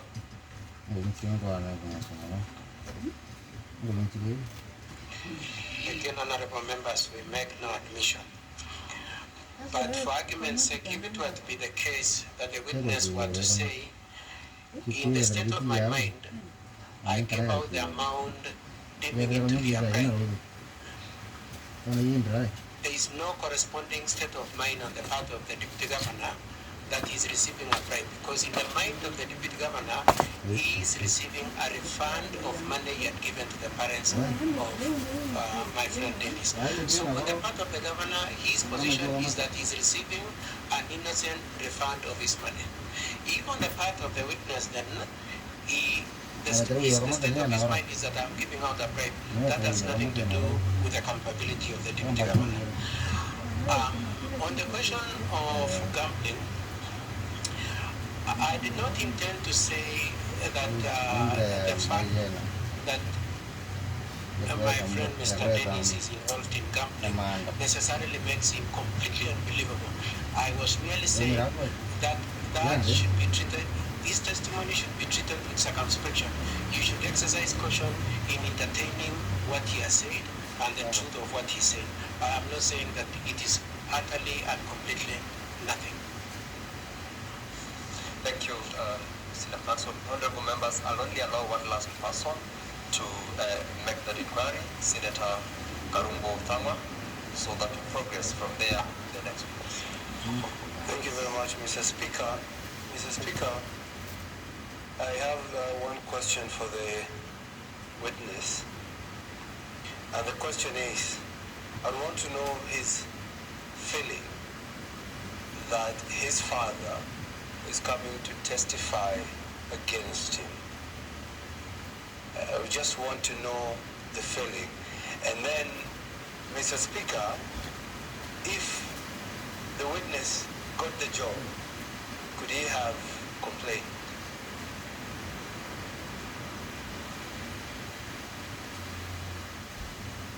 Proceed, Dennis. Okay, Mr. Speaker, I think on humanitarian grounds, it's very sad, it's very emotional that my dad is against the reality, it's against the truth. He's colluding with somebody who took my money. He's calling my fund instead of what they call facilitation. Nice one. It isn't a good feeling as a son. And the second question you asked, I think if the facilitation that I was asked really was needed and it led me to the job, then why could I be here? I would be comfortably work in the office. Thank you, Mr. Speaker. Honorable members, my dashboard is full. You're all aware these are time-bound proceedings, and we must progress. How do we progress? I will not allow any additional member to seek any clarification. We will have a period within which to get at our time those confirmations. And I will therefore direct that the witness can step down. Thank you very much, Dennis. And counsel, proceed to call your next witness. And as you prepare to call the witness, you will indicate the time that you will require for that particular witness so that we cap the time you will take to take the examination in chief as well as cross-examination, so that for purposes of time, it's now 12 minutes past 6 p.m. You've taken with your first witness over 2 hours, 30 minutes. And what is actually remaining is 1 hour, 20 minutes. I need to know how much time will you require for your next witness. Mr. Speaker, sir, thank you for that guidance. For purpose of this witness who was the move of the motion, we need approximately 30 minutes for examination. 30 minutes? For examining chief. Fine, fair enough. Senior Counsel Katwa.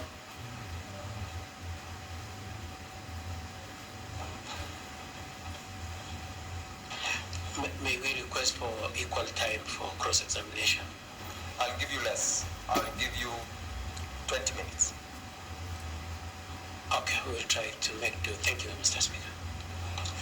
Mr. Ndegwa, proceed to... Thank you, Mr. Speaker. Our next witness is Mr. Honorable Wycliffe Siocha.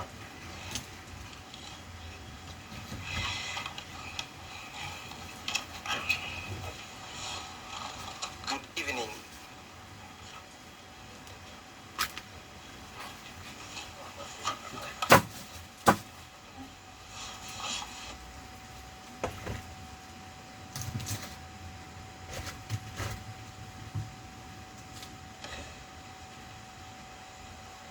You may proceed to be sworn in.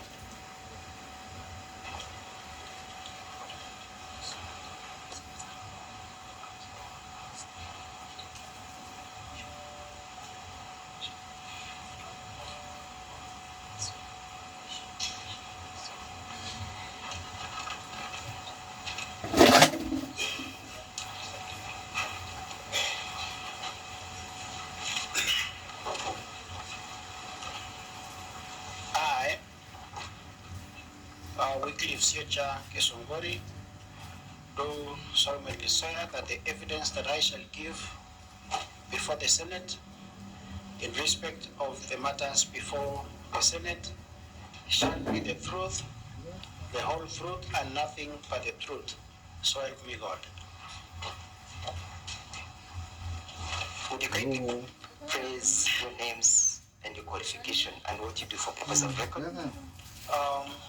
My name is Wycliffe Siocha Kesongori. I'm an elected member for the Kisii County Assembly representing the people of Ichuni Ward.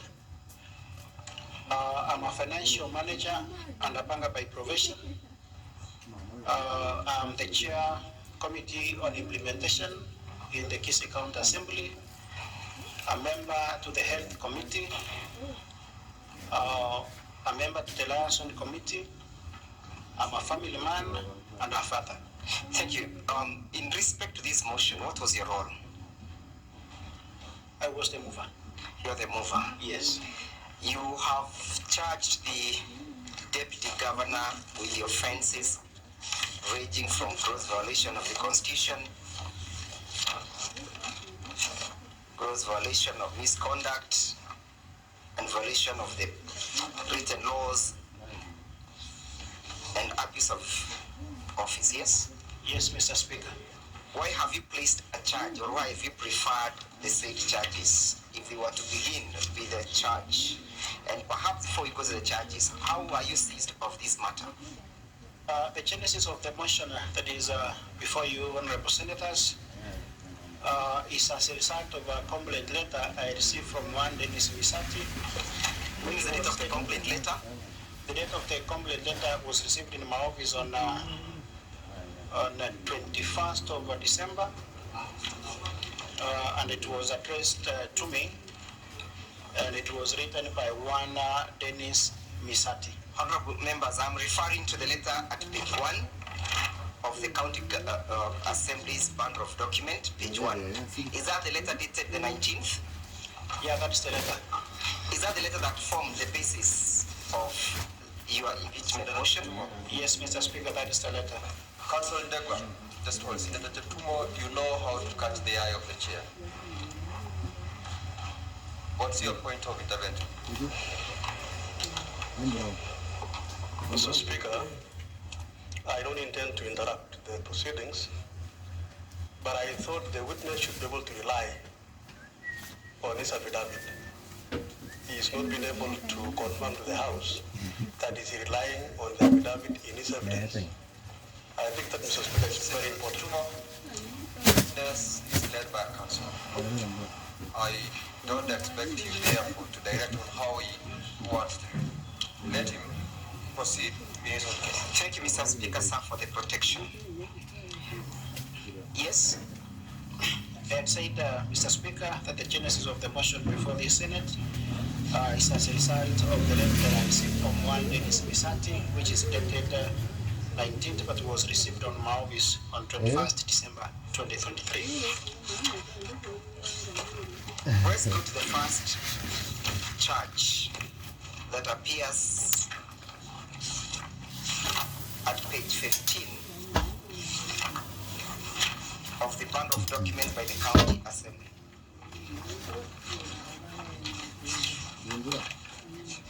That is the motion. Are you there? Yes. You've charged him for violating the Constitution, Article 73, 74, and 75, yes? That is true. Did you conduct any preliminary investigations before? Yes, I did.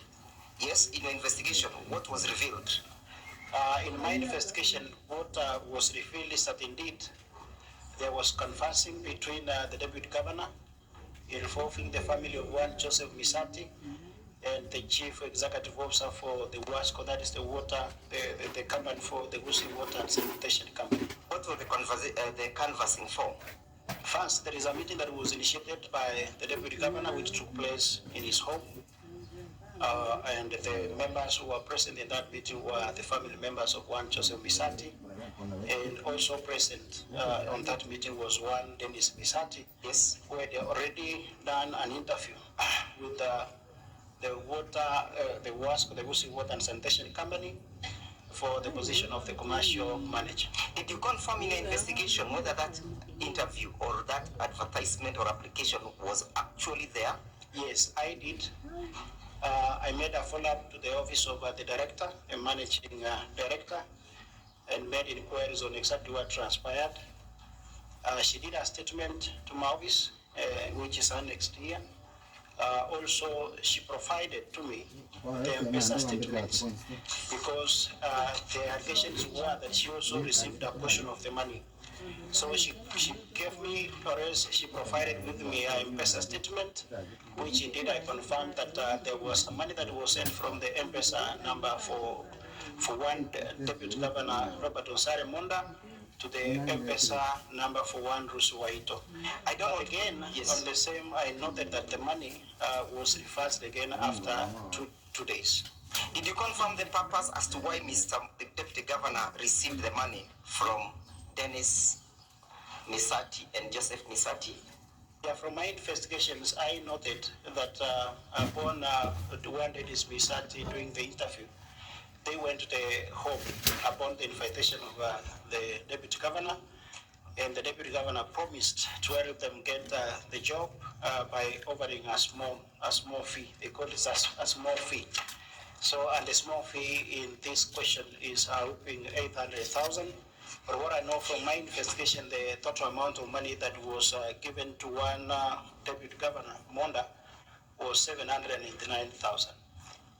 Did you get to know who triggered this action as to who moved the deputy governor for this position? And if yes, were you in the county assembly on the 29th of February 2022? And if yes, did you witness him testifying to that effect of the evidence appearing at page 189 of the bundle by the county assembly?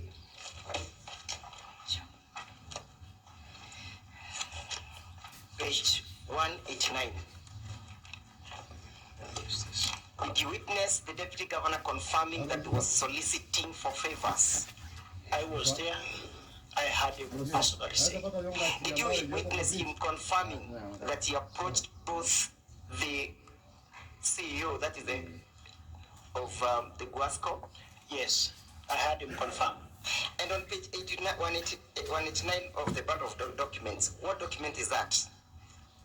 That is the answer report for the Kisii County Assembly process. What is the deputy governor saying at the last paragraph, which says, Mr. Speaker, just as a good friend, yes? The deputy governor, said, and I read, like any other leader, Mr. Speaker, this request came to everyone, to me. Every honorable members know that Lucy in Guasco will work, and like many, just, this one. Yeah. Mr. Speaker, it reads, Mr. Speaker, just as good friends, Mr. Joseph Misati and I, somewhere in April was made to know that there is an advert that has come up in Wasco, and Misati as a friend could ask me that his son has also tendered his application. Is it possible for him to be assisted to get the job? Yes. Yes. What is he confirming? He's confirming that indeed he has confessed. And did you confirm that canvassing, and to whom is he referring when he speaks about the son? He's referring to one Misati, who had already tendered his application towards the commercial manager position. In the pursuit of the truth, did you ever meet one Lucy Wehito? Yes, I met her. And if yes, what did you confirm that she does at Kisii County? I confirmed that she's the managing director for the Gusii Water and Sanitation Company.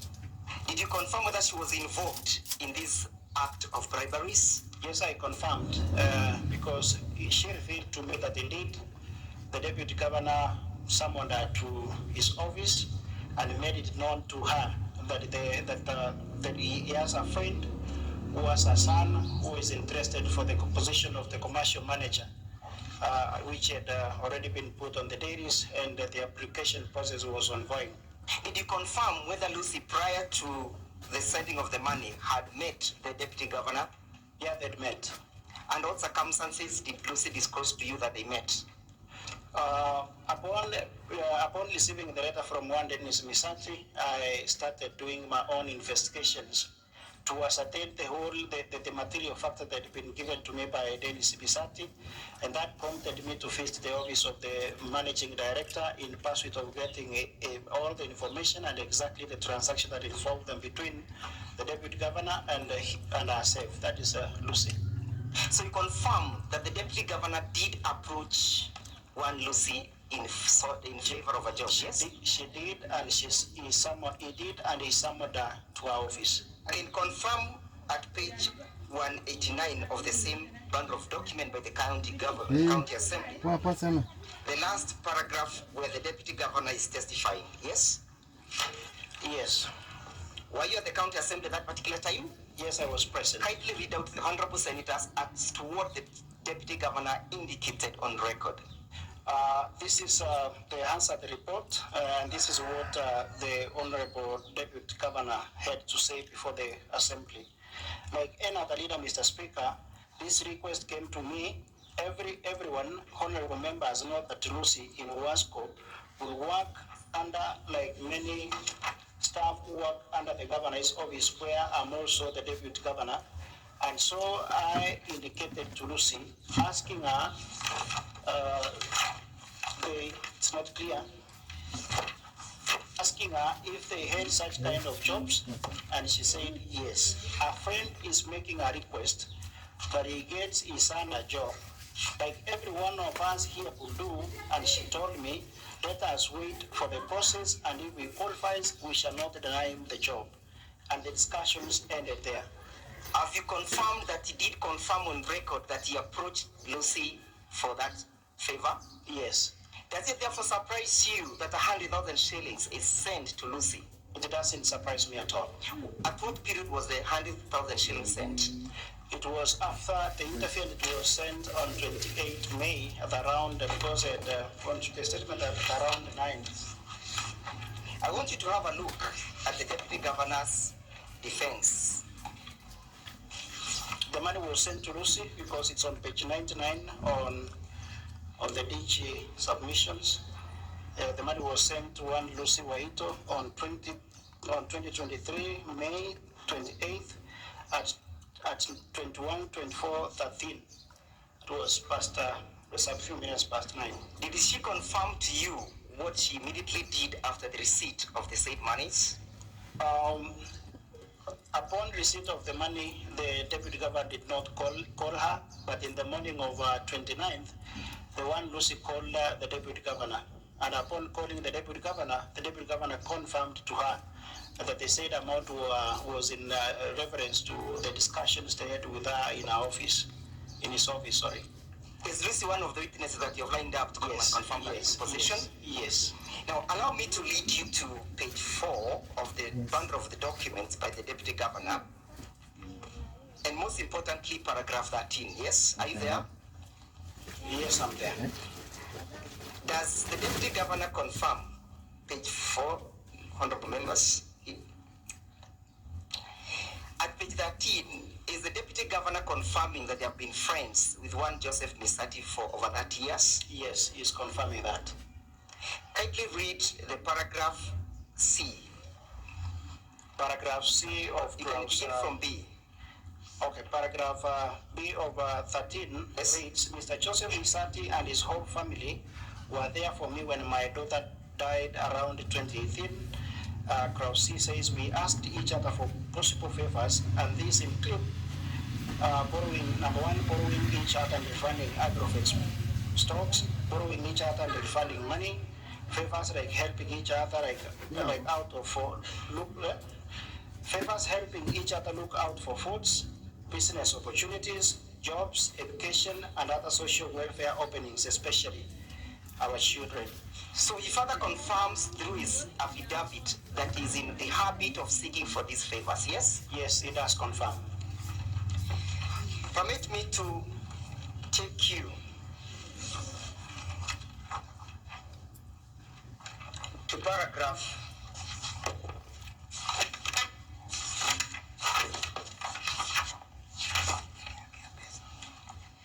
paragraph 8 of the said bundle of document by the deputy governor, appearing at page 3. Yes. Are you there? Yes, I'm there. Are you at paragraph 8? Yes. Kindly confirm whether or not you are actuated by malice, ill will, ill feeling at the time you actuated this motion as against the deputy governor. And before that, Mr. Speaker, sir, confirm that you are the MCA referred to at paragraph 8, yes? Mr. Speaker, and for the purpose of record, it's immoral. Confirm that you're the MCA referred to. I confirm I'm the MCA referred to. Have you internalized those allegations contained therein? I've internalized all of them. Have you seen that the deputy governor indicates and alleges that you are treated by malice and ill will? I've seen. As against him? I've seen. Because he labels you as an extortionist? Yes. As a person who has insatiable greed for money? That is how he has labeled. And that effect, he sent you approximately 40,000 shillings. Yes. And that he could not cope up with your demand for more money. Yes. And that when the demand ceased, you then actuated this motion. That is what is there. What do you have to say about that? Mr. Speaker, and for the purpose of record in this honorable house, it's immoral, unethical, and a sin not only before men, but also before God, for the deputy governor to try and twist the material fact before for the... What was transpiring at the time these monies were sent to you? Actually, on the said month, I had lost my aunt, one of the closest aunt who had left rehab, and I had a funeral during that period. The first tranche that he sent on 7th, I remember I received a call from the deputy governor at around noon. It was few minutes to noon, whereby he called me to pass a condolence message for the sudden death of my aunt. So you confirm that this money was sent to you by the deputy governor? Yes. For purposes of facilitating the funeral of your... Yes, and yes. And did he ever attend that funeral? He attended in person. Do you have that evidence? I have the evidence. Maybe, Mr. Speaker, ask that the IT department does play for us the video clip.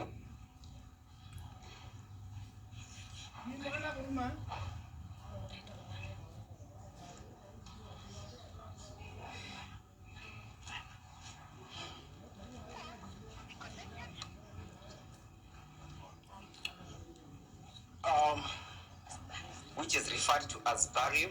Sergeant Arms, please process that clip. We can allow the clip to be played. So process that.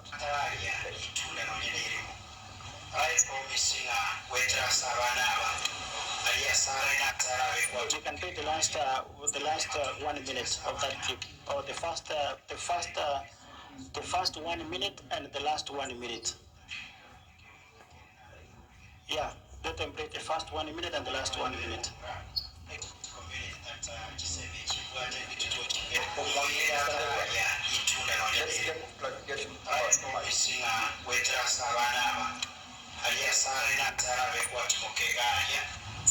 Who is that speaking? That's myself speaking. Next to me, that's my wife. And those are the children my aunt left. Mr. Speaker, sir, I don't know whether all the members of the assembly are able to follow that language. Or perhaps you need an interpreter. Yes,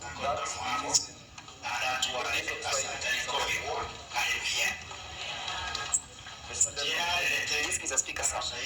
What language is that? That is, I guess, Kisi. Yes. The language is how. Mr. Speaker, we brought that to the attention of the clerk, and the clerk said that they shall provide an interpreter.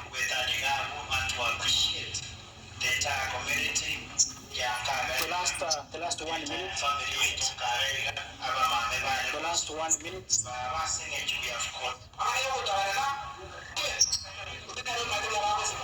Yeah, we had sought for that, and the clerk indicated we will get an interpreter for us.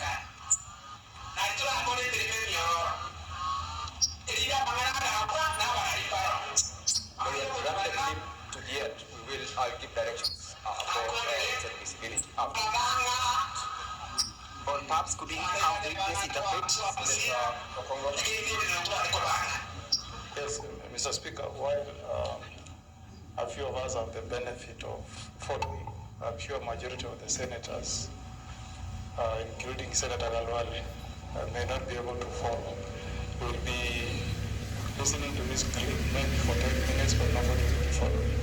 Maybe you could give direction that an interpreter be arranged to concurrently make an interpretation so that the senators are able to follow.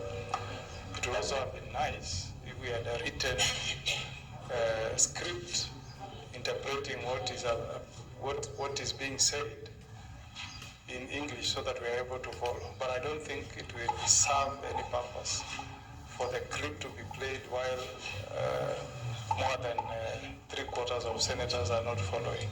Speaker, Senior Counsel, that is exactly what the chair was doing, and I'm informed that we now have an interpreter who can just be ushered in to run us through the interpretation.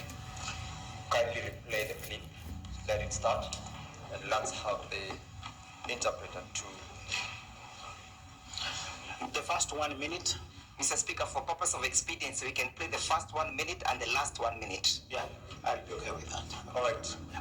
Mr. Ndegwa, just hold. What's your point of order, Senator?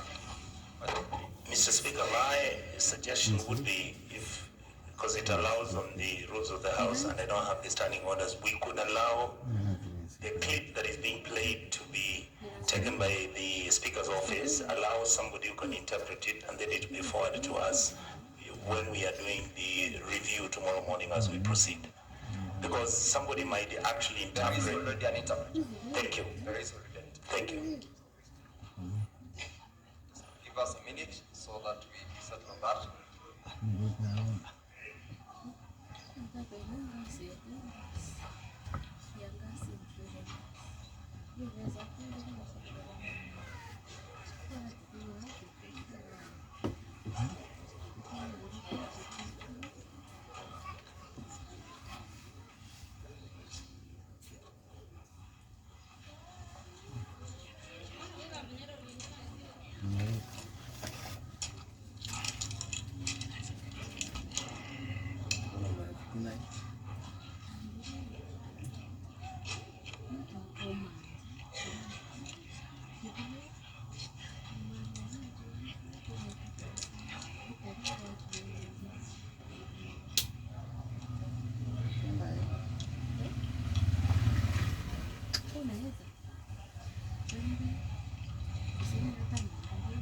Under members' order, we now have the interpreter in the House, and for purposes of records and clarity, the interpreter is a Kenya Broadcasting Corporation staff who's been seconded to the Senate and therefore fully entitled to support in interpretation. I will direct therefore that we run the clip so that as the clip runs, we can get the interpretation from the gentleman who's been ushered in. Clerk, let's run the clip. Yes, Mr. Speaker, sir, for expediency, the first 1 minute and the last 1 minute are the ones that are relevant. Okay, the first 1 minute and the last 1 minute of the clip.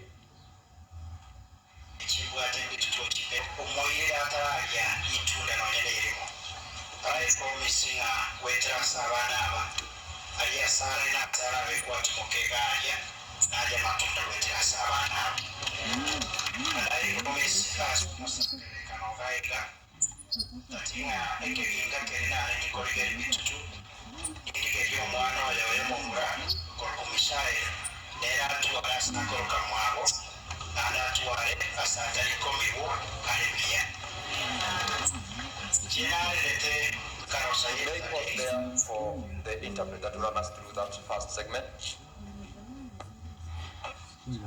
Mr. Speaker, on record, I'm Isaac Kagwata.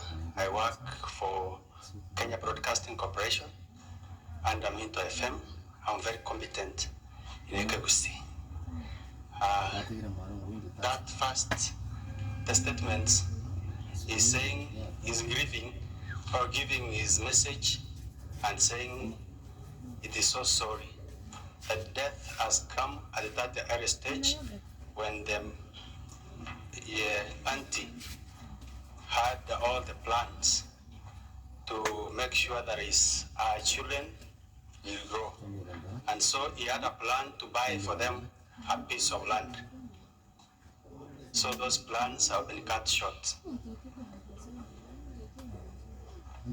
Maybe they proceed to run the remainder of the question. Let me be calm and strong. As a chairman,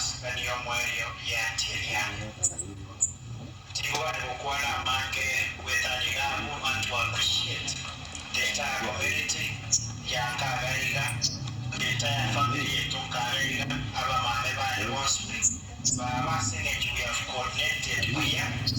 as well. Let's run small bites for purposes of interpretation. Yeah, he has given his message and said sorry and appreciated the community for the effort they have put in making the ceremony a success. You can do the last. part of it. The last one. Mr. Speaker, sir.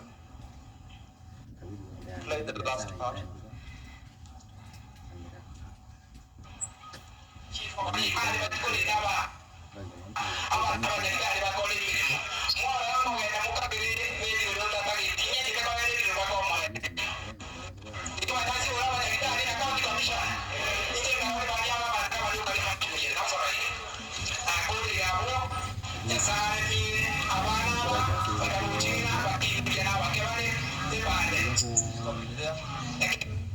Yes, Mr. Speaker, that is the Deputy Governor for Kisii. He's saying he could like to be there the whole session of the funeral, but he's forced to leave because of another ceremony that he's going to attend to represent the governor. So he's giving the message to the MCA, Mbande, that is the name he's referring to. He's telling him to take good care of the children that have remained behind.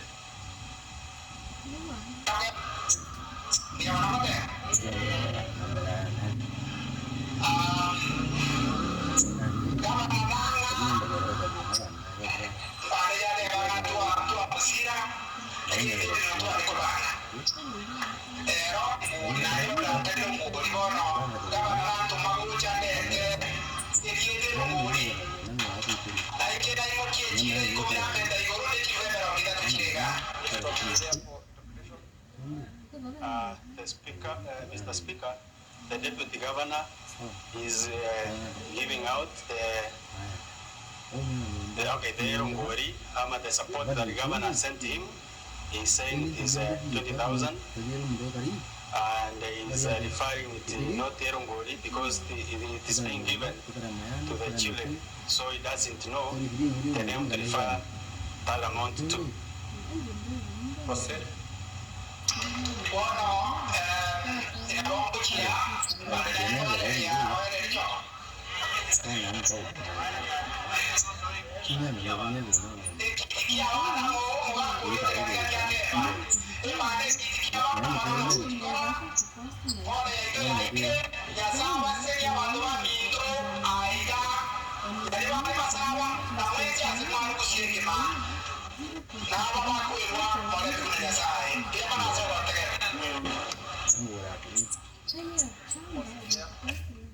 Yes, he has asked him to give the amount to, and finally he has handed it over to the Mbande, and he has told him it is the children's gift.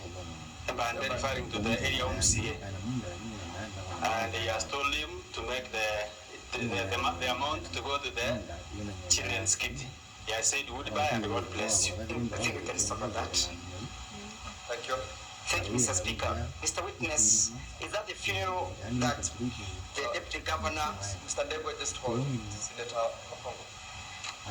I wanted to recommend you, but you've done one way. Sorry, I'm not an expert in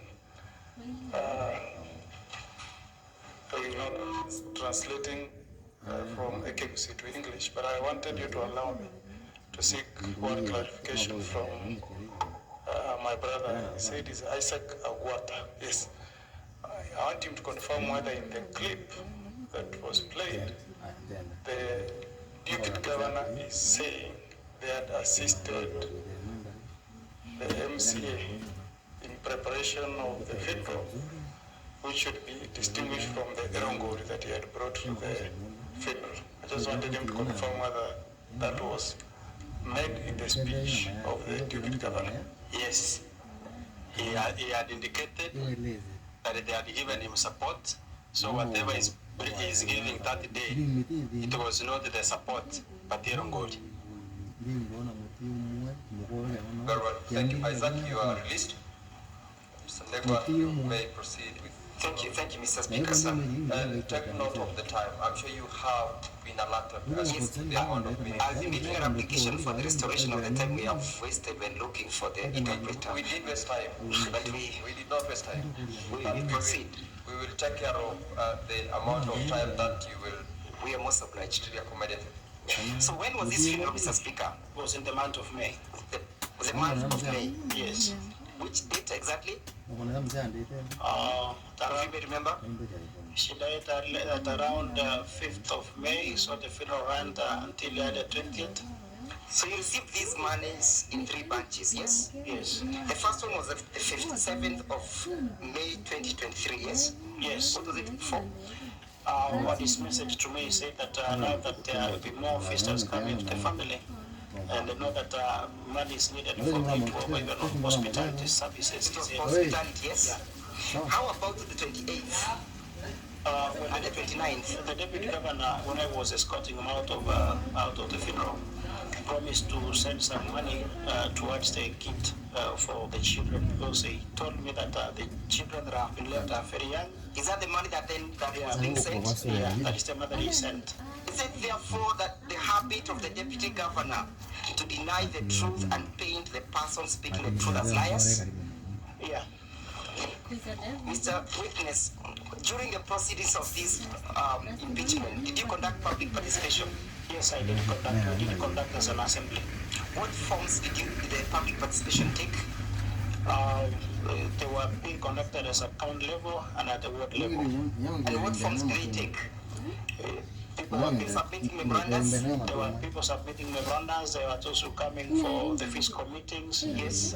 At the various venues that had been spelled out. What was the purpose of the public participation? It was to get the opinion of the electorate of Kisii County on this issue that was before the assembly. Did you get that feedback? Yeah, we got that feedback. What was the nature of the feedback? The nature of feedback was through written memoranda, through submissions fiscal, while the meetings were being conducted. During that particular time of the public participation, did you have people speaking to the issues of the motion? Yeah, we had. Do you have those clips before the Senate, and would you wish to play them? The clips are there. Mr. Speaker, sir, we request that we play clip number 1. As you do that, just for your comfort, whenever we have such interventions, your time doesn't move. But for guidance sake, you've got, I think, 3 minutes from now. After the clip, you will have 3 minutes to conclude on your examination duty. I'm also obliged. Let's go to clip number 2. Mr.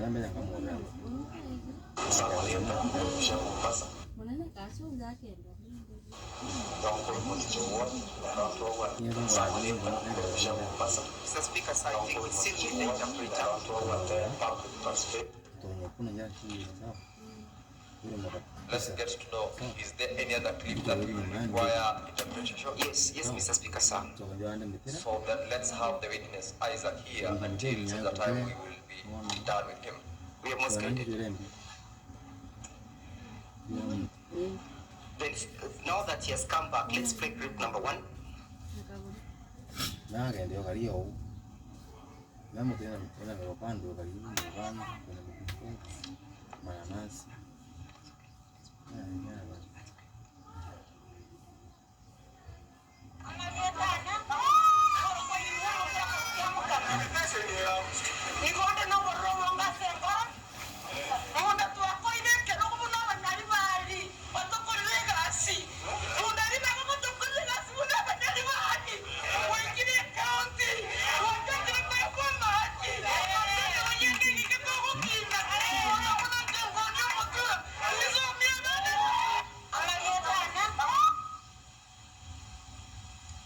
What is she saying? I will not forgotten the name. Her name. She's called Irene. Yes, she has said she is Irene.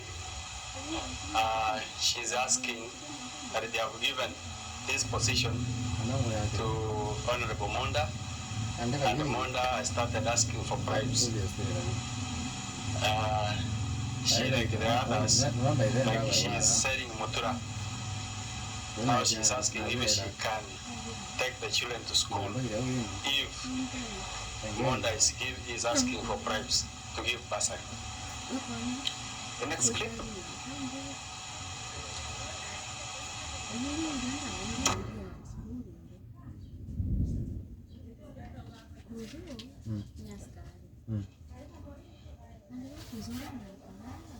Samaleta, Pasa. Don't put much to work, and also what the public transportation, almost all of the VC, in our Senate, Pasa, you take it. Nadeva, 90, Nango to our Pasa. To work on a Tiro, who was our city, we see, Omanakoe with Pasa, wherever in Paka. Usawa kuwa lengo mbuko kompageni. Ona ukatigara bosa na pasa liina nyakoro. Samaleta kushemo. Yeah, he is Shem Munda from Muticho Ward. He's saying when bursaries are being given out, like he was asked for 20,000 for him to be given a bursary. He was persuaded until 7,000 that he had went. Now, play it again kindly. Has he identified the person who is asking for that amount? Yes. Who is he? Dr. Monda. Can you recap what you've said? Kindly repeat The people that was very clear is running the house through what was saying. Next clip.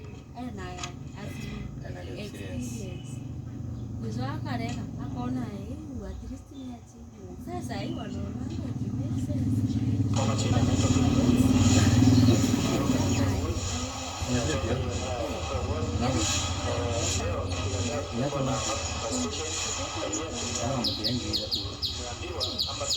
Kwa chini Mheshimiwa Munda kuna pesa alikuwa ameomba 800 kutoka kwa vijana ili apate kazi.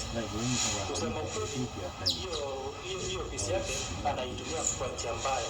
Mimi mwenyewe nilishuhudia nikaenda kwa ofisi yake akaniambia kuna scholarship ya governorship ya watoto wanapewa basari ya 4 years. Mimi mwenyewe nilienda akaniomba 20,000. Na vile sikuwa na pesa nikajaribu kulia, tukapagana na yeye hapo. Yenyewe nilikuwa na 12 nikampea hadi kwa leo. Watoto wangu wanateseka, hawajaenda hata shule. Yaani na shida nini mbaya? Nini inaendelea kwa hiyo ofisi ya deputy governor? Mimi nimesema uko nani maeneo nyako kuna kilimba na hii kwa hiyo tere na ndio kina ana James toka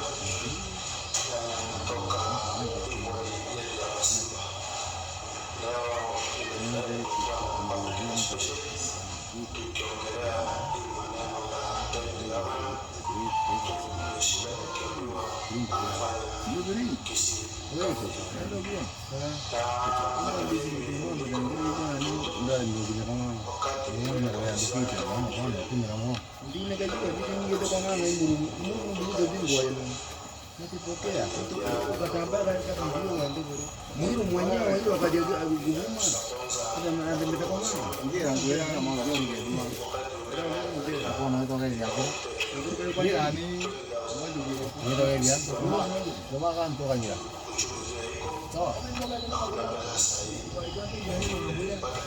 Moka la ngira bana tika ndio ndio mndi bai ndio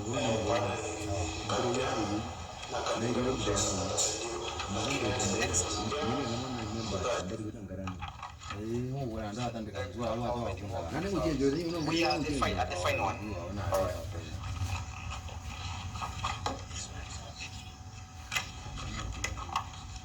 Majina naitwa Fred Omoga. Nashukuru kwa sababu ya siku ya leo kuja pamoja kwa sababu ya mwenye amesumbua kaunti yetu kwa sababu tumekasirika sana kama mtu ile mchezo alifanya kuomba youth pesa kama ongo ili ampe kazi. Hiyo kitu tukasema kama vijana ni makosa kubwa na ni utu kwa sababu ya vijana wadogo kuombwa pesa na hawana. Personally mimi natoka ward ya Tavaka ward. Mimi niko na mtoto hapo form 3. Ndugu Dazi. Nilienda kwa ofisi yake nikaomba pesa. Akaniambia nisije kulipia pesa. Ataweza kulipia free scholarship. ya miaka yenye imebaki kutoka kwa shule.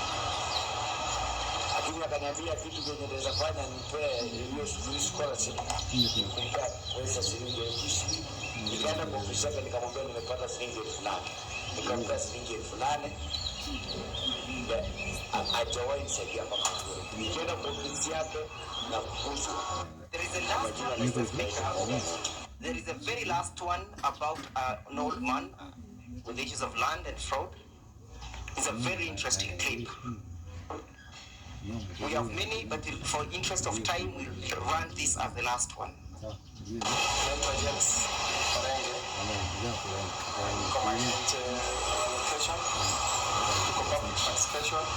Kuhusiana na malalamishi ya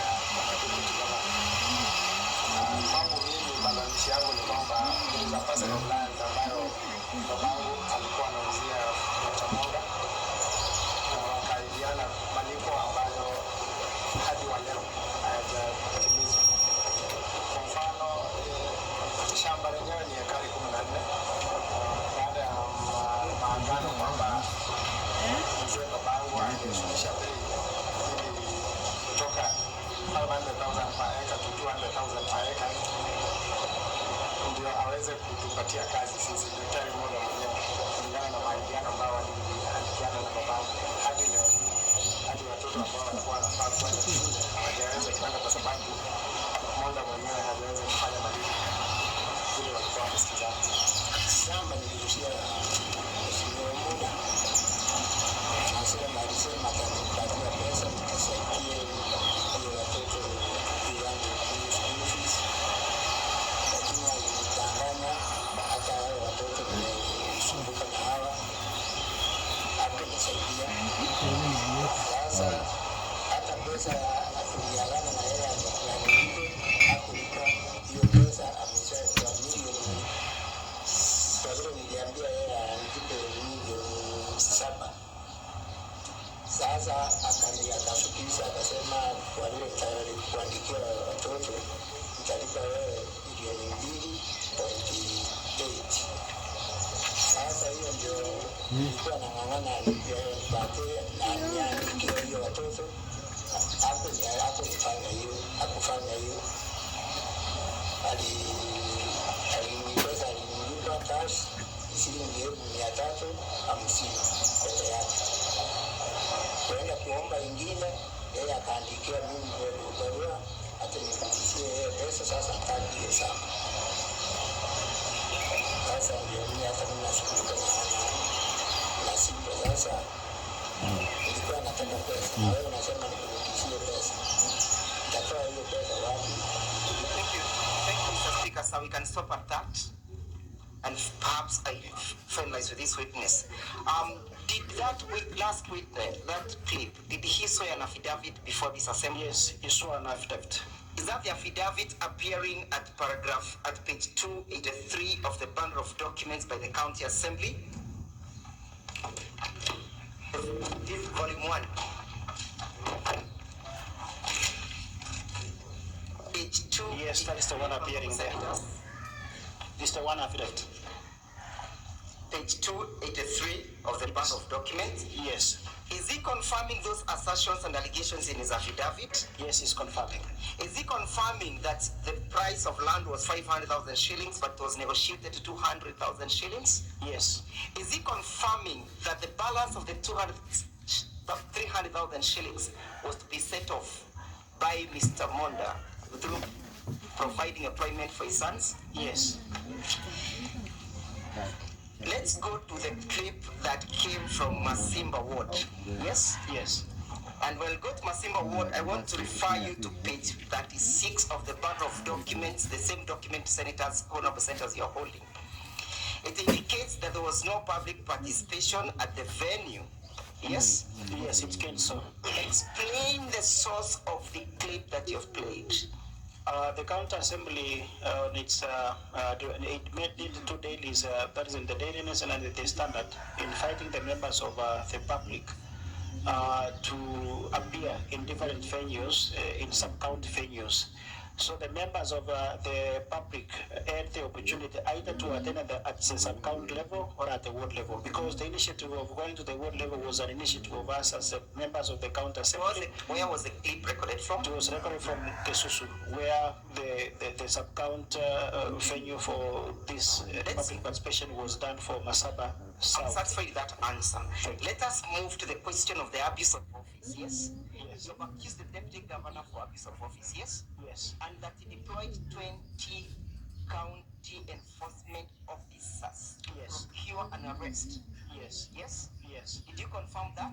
Yes, I confirm. Have you lined up a witness to come and confirm that allegation? Yes, there is a witness already lined up to come and What action has the county assembly through their oversight mechanism ensured to confirm the veracity of that position? It's in one of our departmental committees, so it's an issue that is currently under investigation. Did you confirm whether or not the 20 officers were appropriately or procedurally deployed by the person in charge of deployment? They were procedurally and unlawfully deployed.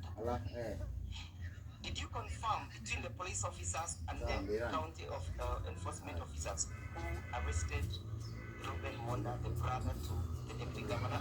Actually, it is the county enforcement officers, and they're the ones who even handled the one Ruben Monda into the vehicles that was provided there. Is Mr. Ruben Monda one of your witnesses to confirm one of my witnesses? It is your allegation that the deputy governor has deployed unlawfully and unprocedurally 4 enforcement officers to do manual works, odd jobs, like milking and cooking for dogs. Did you confirm that allegation?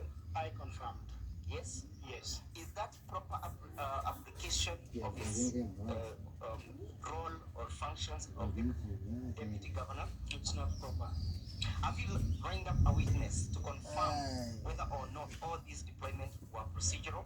Yes.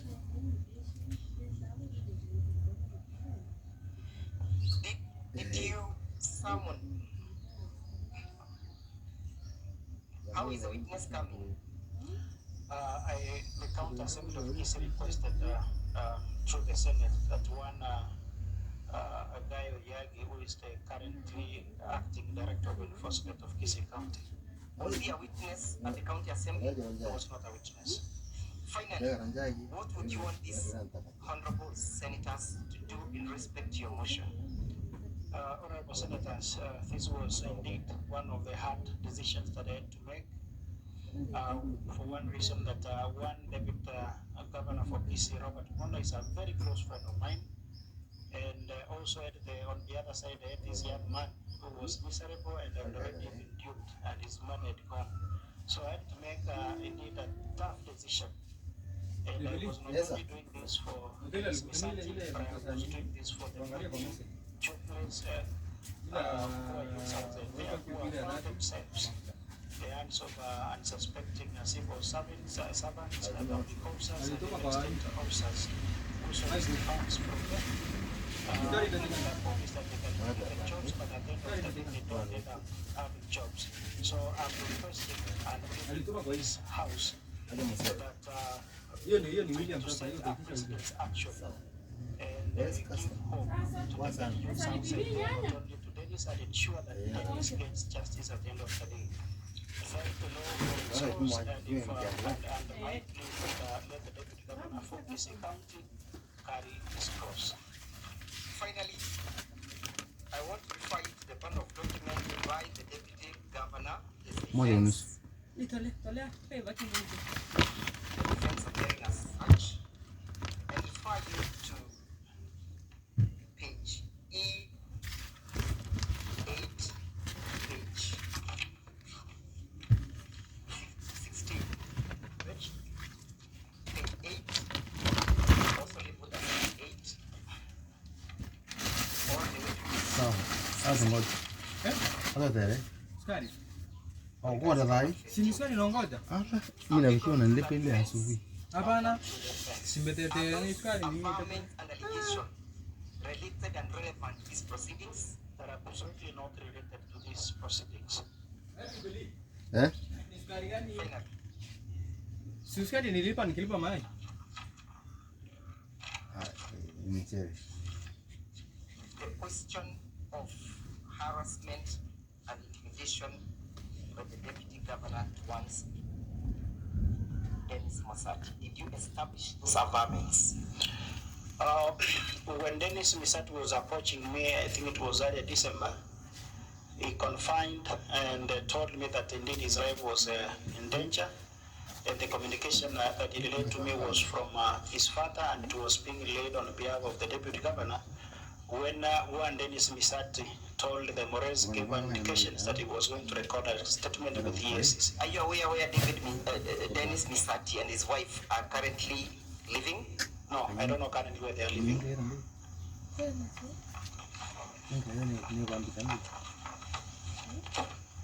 Did you establish how Dennis Misati raised the 800,000 shillings? Yes, I spoke with him. He told me he was running a salon in, I think, Ruai, because he had been given instructions by his father that now, by the assurance of the deputy governor, that that job was being given to him and that some money was needed.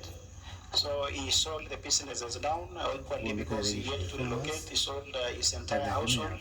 Thank you. Did he confirm to you whether or not that transaction had any effect to his family? Yes. Yes? What did he tell you? Which transaction, sorry? The sale of the salon, the sale of the household goods, but the sale was towards raising money. Forwarding of the 800,000 shillings to the deputy governor, the failure to secure a job. All these transactions, did they affect Dennis' family in any way? Yes, they affected his family. Which way? He told me that by the time all these things were happening, and by the time Orezo, upon the realization that they had not secured the job, and that they had lost all the entire money that they had committed into this process, he told me that his wife was expectant, and in the process, he lost the pregnancy. And equally, he has also gone through a lot of frustrations, and he is under stress. Is it as a result of confidentiality of patient doctor that you have not forwarded documents before this assembly? That is true. And even for purposes, or for record purposes, actually the person who took Dennis's wife to the hospital is the father of Dennis. Confirm that again? Mr. Degwa, you have done 14 minutes outside the entire President. I'm related. Are you the witness for cross-examination?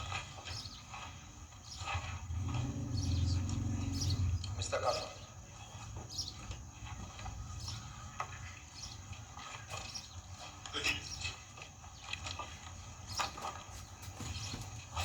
Good evening, Mheshimiwa. Good evening to you, Mr. Kato. Proceed and be mindful of the 20 minutes time that I have allocated you. Thank you, Mr. Speaker. It is your testimony that you indeed conducted verification of the allegations that you are bringing against the... Yes, and that includes the question of whether or not he received a bribe from Dennis. Yes. And whether he sent a bribe to Lucy. Yes. Whether he threatened him. Yes. Used public DC County staff. Yes. Okay. Now,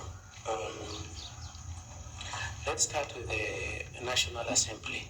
Yes, it is true that you issued the notice of intention to move a motion of impeachment on the 13th, at the County Assembly. Yes. On 13th. Yes. So the Senate can take the date as being 13th. Yes. Okay.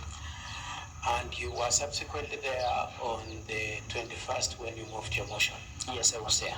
And eventually you were there on the 29th when the motion was discussed. The DG was afforded a chance to defend himself. Yes, I was there. And a forcing was done. Yes, I was there. Okay. Now, may I ask you, that occasion of the 29th, did you play these clips of public participation? No, I didn't play them. They were not. Not only you didn't play them, isn't it? The report was provided and tabled before the assembly. Yeah, for public participation.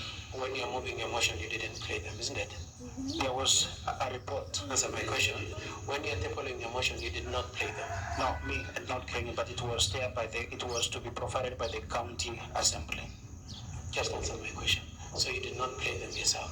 Do you recall them having been played for the deputy governor to see at that time? No. They were not played. Now, I take it that as you stand here, you are familiar with the County Government Act?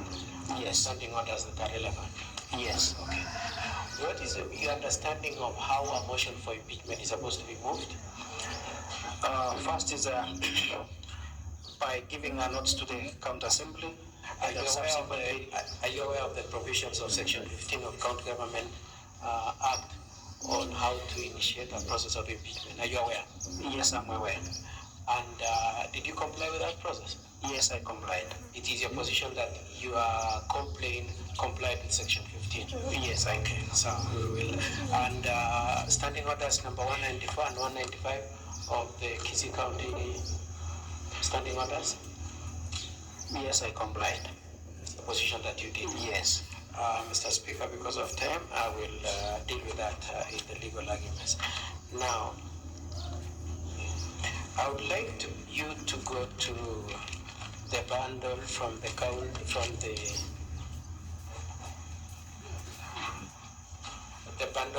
county government, and I would like us to go to page 96.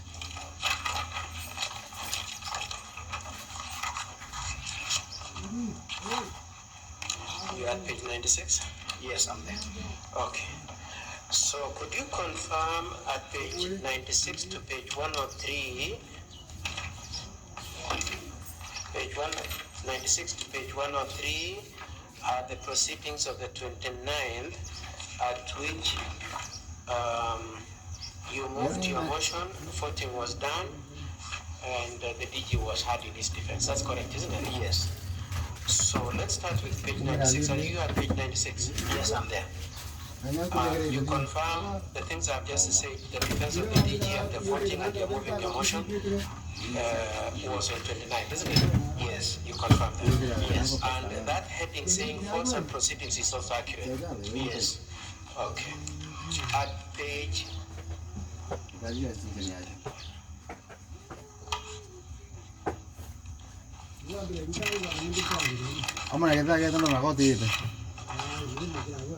Now, what I would like then us to go to is the contents of page 103.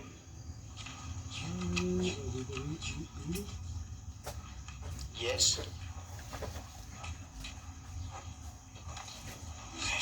Now, at page 103, it says this.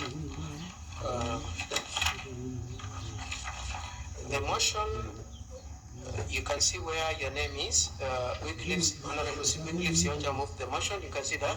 Yes. Honorable members, I'm referring to page 103. And then it is seconded, the county assembly bundle, the one which has different colors of the page. And then it is seconded by Honorable Magara. You can see that, Karen Magara. Okay.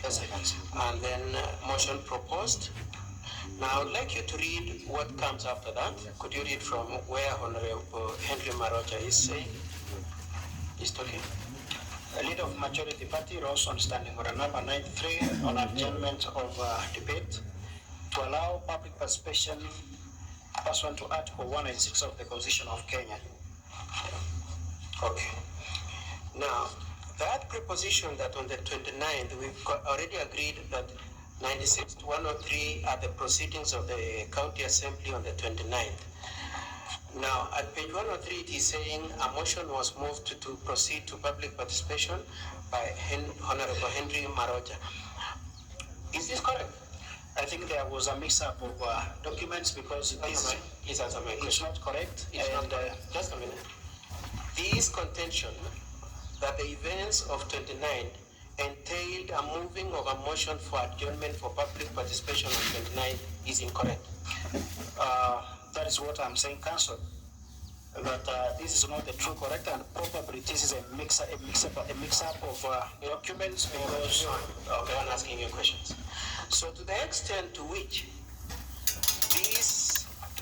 the Hansard brought to this Senate says that on the 29th, proceedings were adjourned for purposes of going to public participation. This answer is incorrect. This is not an answered report. This is just, it's not an answered report. It's part of the motion that I moved, and what I'm seeing is just purely mix-up of documents. Because the answered report for 29... Let me explain what the question you asked to council. Yes. When we look at page 96, it says House assembled at 9 a.m. Proceedings were opened with a word of prayer. Motion for removal from office by way of impeachment of Deputy Governor and Honorable Wycliffe Sioja Kesongori, MCA. And then you read all that from all those pages. And then there are interventions by various people. And then at page 103, you confirmed that you moved the motion as is indicated. Honorable Mangara seconded it. So far, that's correct, isn't it? That is correct. Yes. At that level. And you're saying this is not the answer? This is not the answer, of course. Okay. The answer report is there and it's attached. The answer report is there and it is attached. Yes. So when the county assembly tells the Senate, this is what happened on 29. What then they are telling the Senate at page 103 is inaccurate, isn't it? That is true. That's true. Now, number two, we have agreed, you and me, that on the same date, 29th of February 2024, was a Thursday, isn't it? Yes, it was a Thursday. On that date, votes were done, isn't it? Yes. And 53 of you said the governor should be impeached. Yes. And the other said he shouldn't be impeached. Yes. Is it captured in that happened on 29th, isn't it? Yes. Page 96 to 103, can you see that report of those events at the county assembly on that day? On those pages, that's why I'm still insisting that there is a mix-up of... Answer my question. Is there a report of the fact that on the 29th, the event of voting happened and a resolution was made to impeach the deputy governor? No, it's not there. And on that second basis, this document is inaccurate, isn't it? It's inaccurate. I'd like us to move on then to page 137.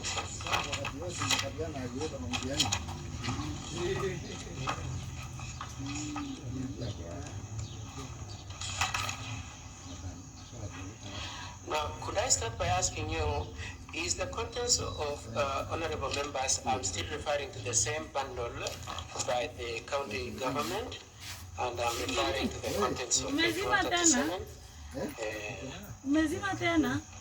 Oh, now, is that an answer or you still maintain it's not an answer? Kwa hivyo nikuje baadaye.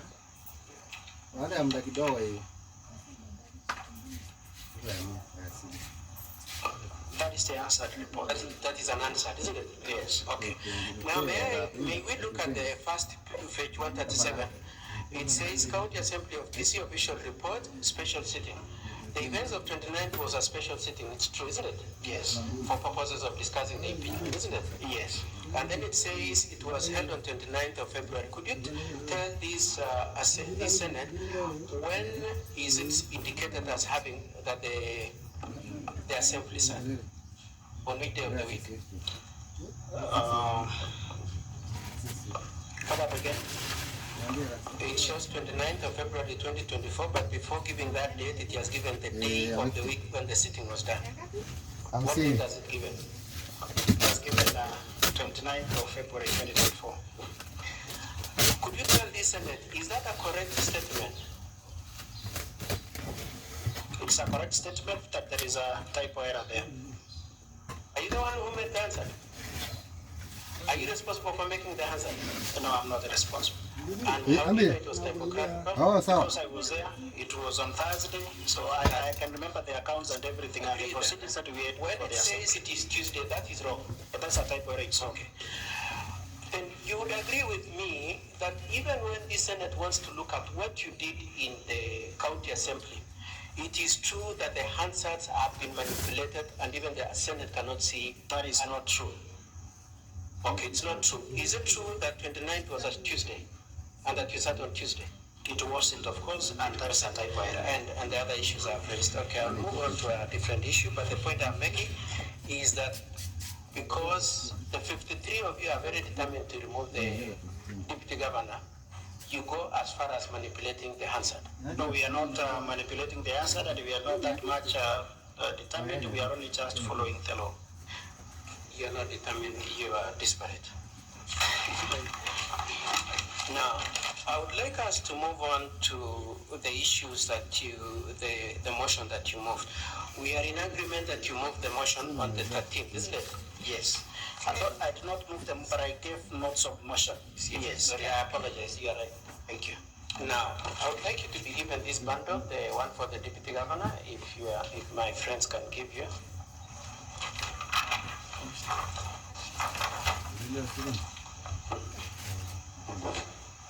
Has it been given? Yes. I would like us to start with page, honorable members, the document I'm referring you to is the one by the deputy governor. And I would like you to go to page.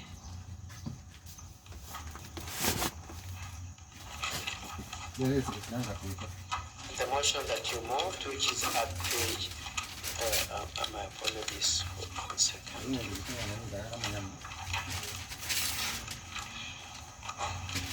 Page 5, are you at page 5, please? Page 5. Thank you.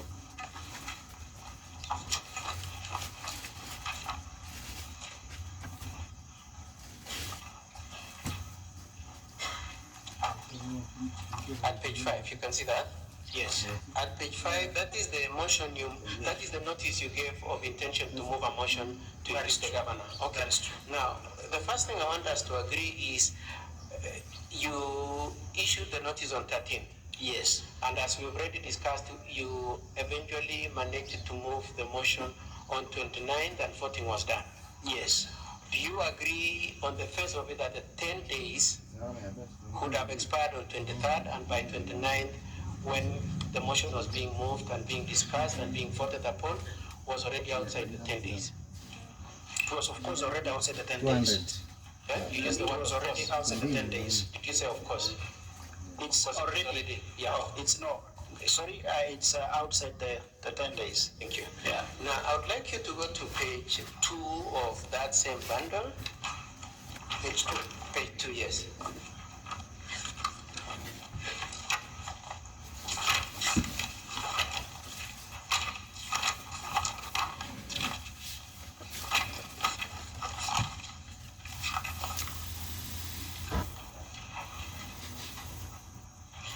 Page 3A, my apologies, page 3A, page 3A, honorable members. Can you see these are the standing orders upon which you move the motion, isn't it? Just a minute. Page 3A. Not getting the page 3. No, you've gone too far. A little.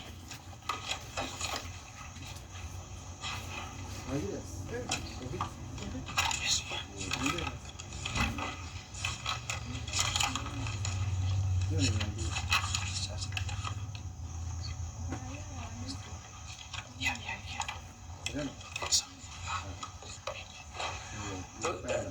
These are the standing orders under which you move the motion, isn't it? Under standing order number 60 up to 64, isn't it? Yes. Okay.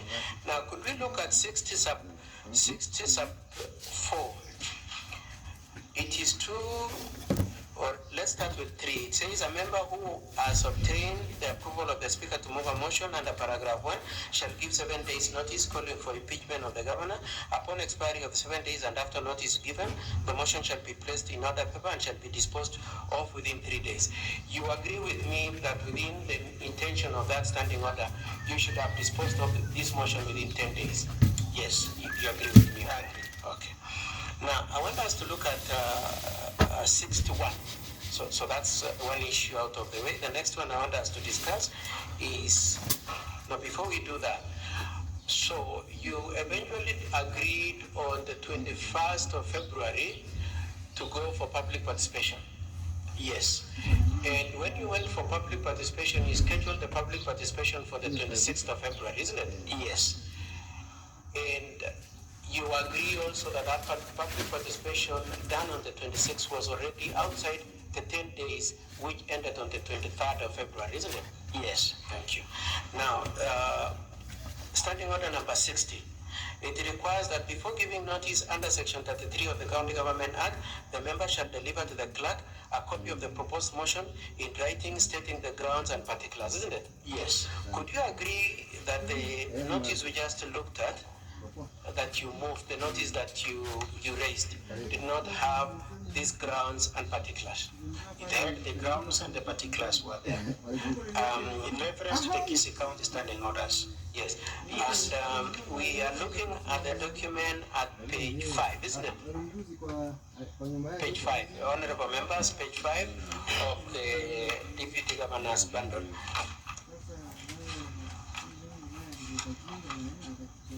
Page 5, are you there? Yes. Yes.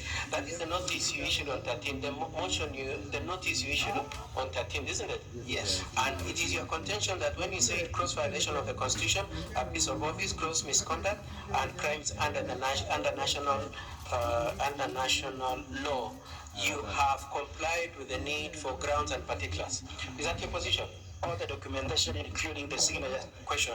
Apart from this document dated 13, did you issue anything else? Yes, I issued. And where is it? Is it attached to this? Yes, they are there. Because I remember I gave a copy of the notice, the particulars of on the grounds on which I was given the notes of motion. I gave the signatures of the members who were in support because I was. My apologies because of time, but let's turn from page 5 to page 6. Can you see an attachment of grounds and particulars? Unfortunately, I'm not seeing. And have you seen it anywhere else? Yeah, it has been indicated. Is it the one which is attached to the document at page 6? No, they are not the ones. So there's another set that the County Assembly has not brought here. All particulars have been provided for. Yeah, I know they have been provided for in the motion of 21st. But what I'm saying is, if you are saying there were attachments to the notice of 13th, then the County Assembly has chosen to keep them away. Maybe. Okay. Now,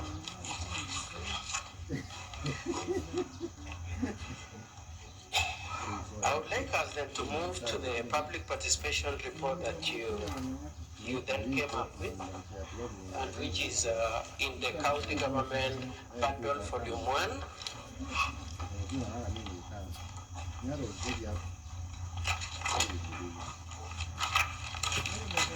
Starting from page 24 to page 41.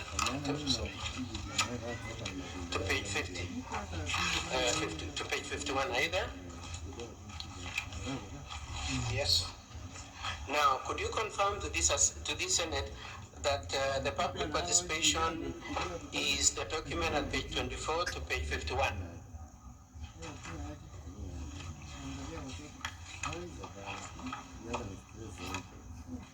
Yes, I confirm. And could you confirm that the entirety of that public participation report is not signed by anybody?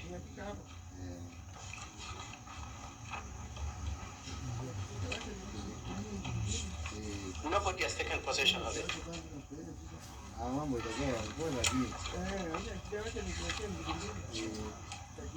Nobody. It hasn't been signed, isn't it? Now, you said you were present throughout the prosecution of this motion, right from the notice of 13, the 21st, 28th. Council, yes. Your time is up. You should be winding up on your question. Mr. Speaker, considering the volume of the material they brought, they had said 30 minutes and they took about 1 hour. I very much pray for your indulgence, Mr. Speaker, sir. Kindly, this witness makes all the difference, and we really pray for your accommodation. Kindly. How much time are you requesting?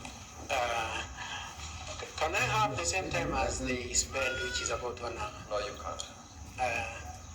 I'll give you an extra 5 minutes from now. Sorry? I'm giving you an additional 5 minutes. Could I very kindly request for 20? Kindly, please. Not 20. Sorry? Not 20. I'm giving you 10. Council Carter. Okay, 10, then just 10 minutes. Yes. Thank you very much. Now, when you are in the assembly, it is true that indeed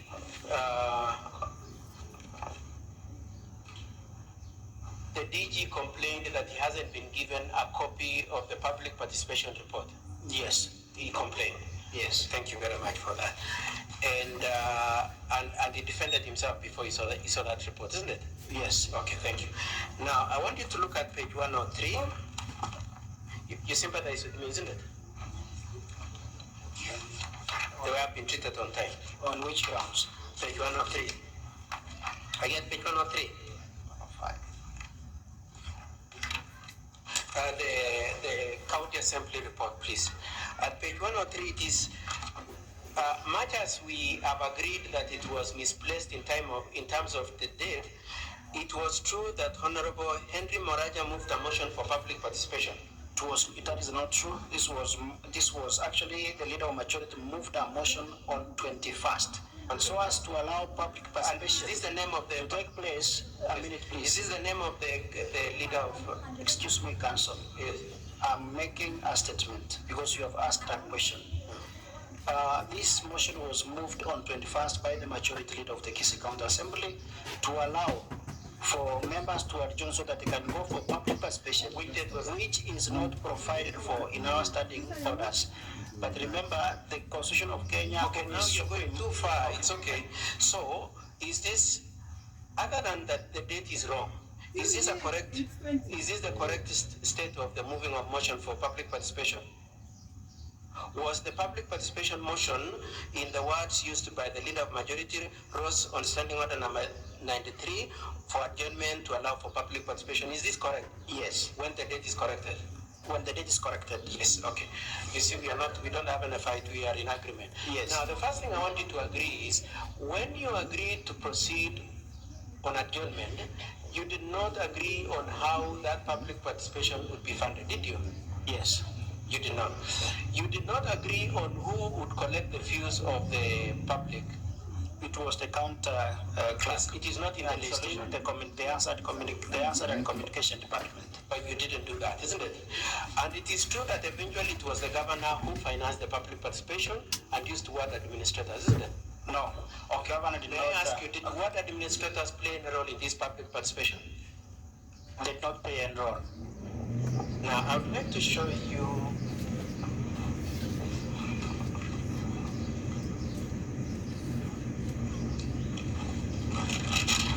I would like you to go to page 41 of that, the same county assembly report, which is the public participation process, page 41.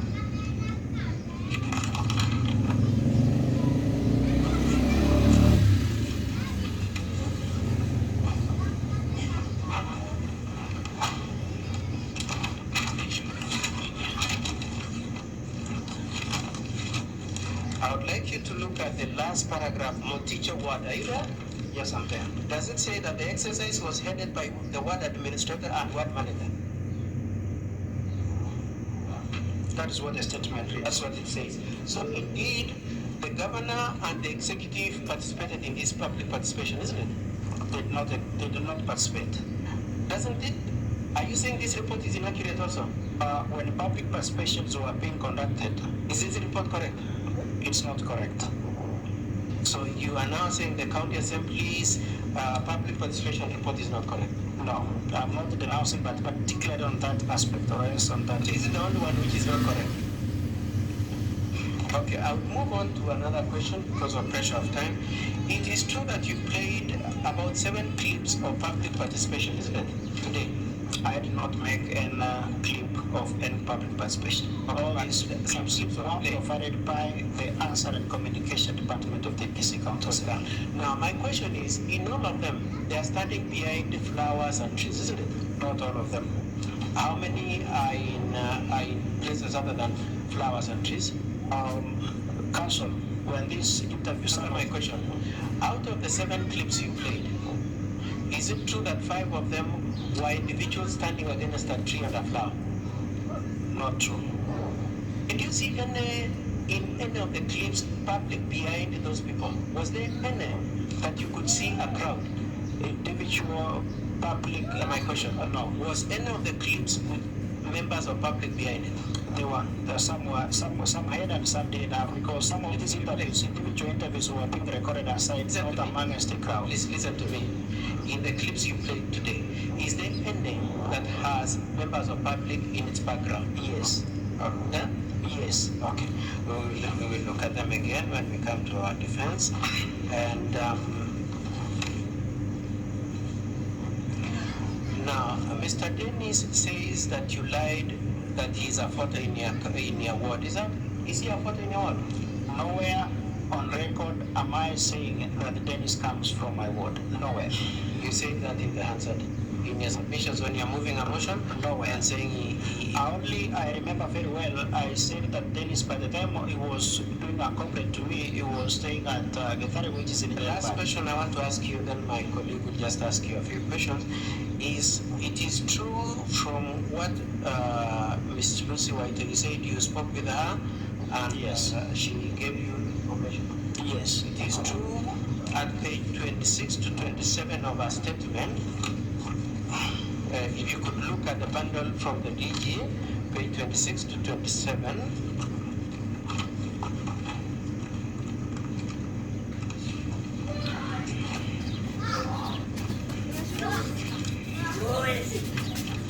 Are you there?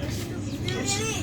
At the top of that page, it says, after the first paragraph, after receiving applications from interested persons, the board shortlisted 7 candidates for the post of commercial manager and invited them for interviews on 15th May.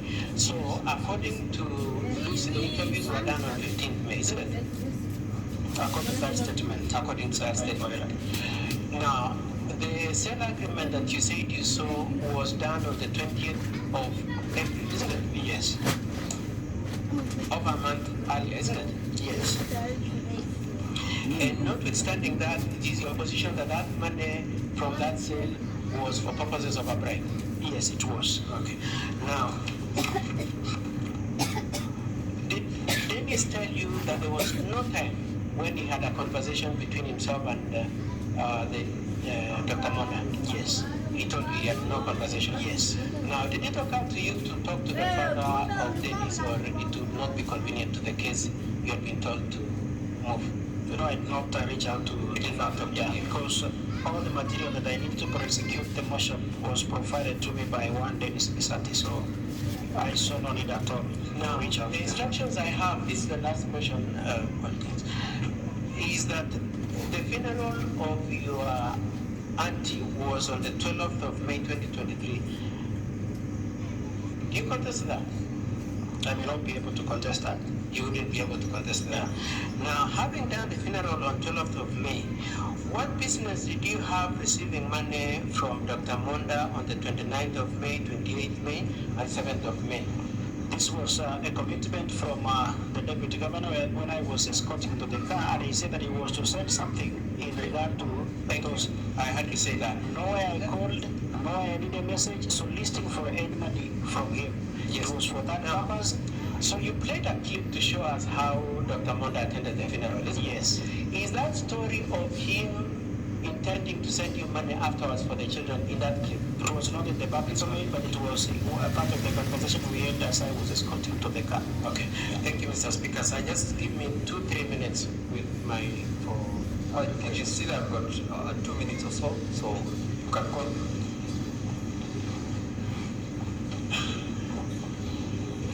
Thank you, Honorable Speaker. I've been unlucky. I haven't had enough good time. I'll try to limit, but I'll beg that you possibly just give me 5. I'll be very specific. Your time is 2 minutes. Thank you. Thank you. 2 minutes.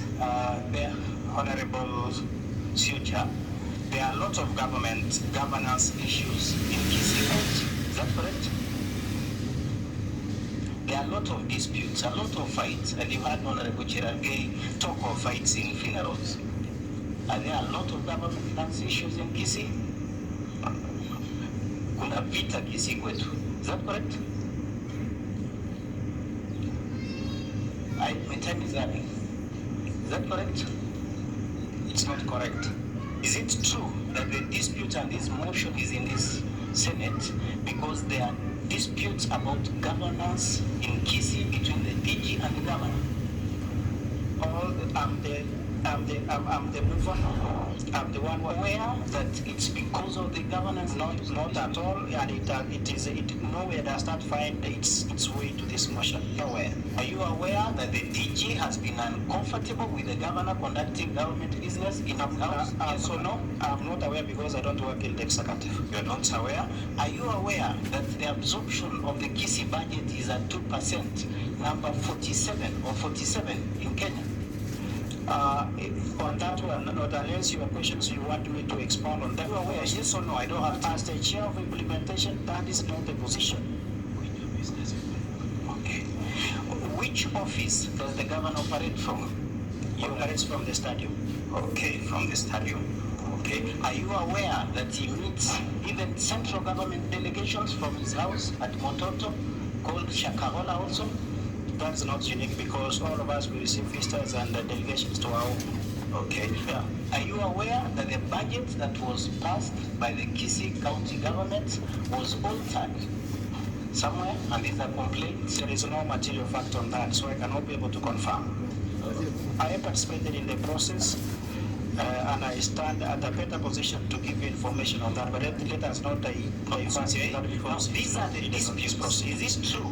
And the deputy governor's case is that these small disputes are the ones that have caused this motion to be here today.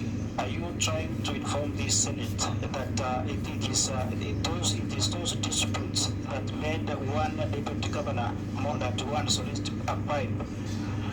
You're not some of one daily suicide. No, because I don't have time and I don't want to be called for time.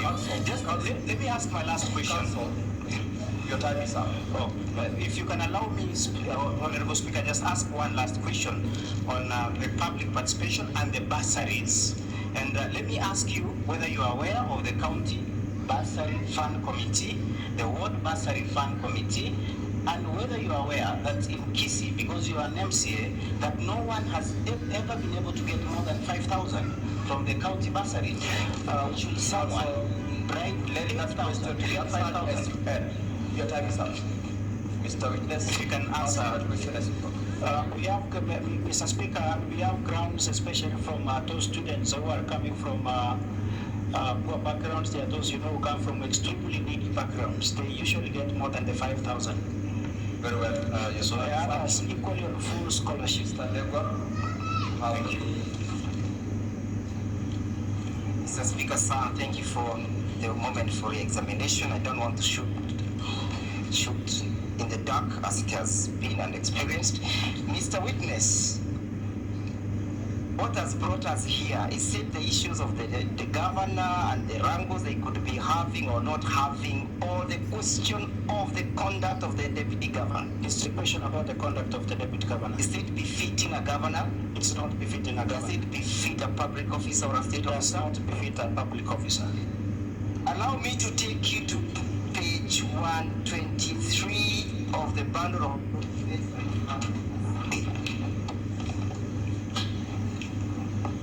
page 123. Mr. Degwa, I need to know the time you will take to do your exam. I'm actually almost done. 5 minutes will suffice. And we begin at page 122, Honorable Senators. You see where we have one Honorable Henry Muracha moving a motion for adjournment, yes? Yes.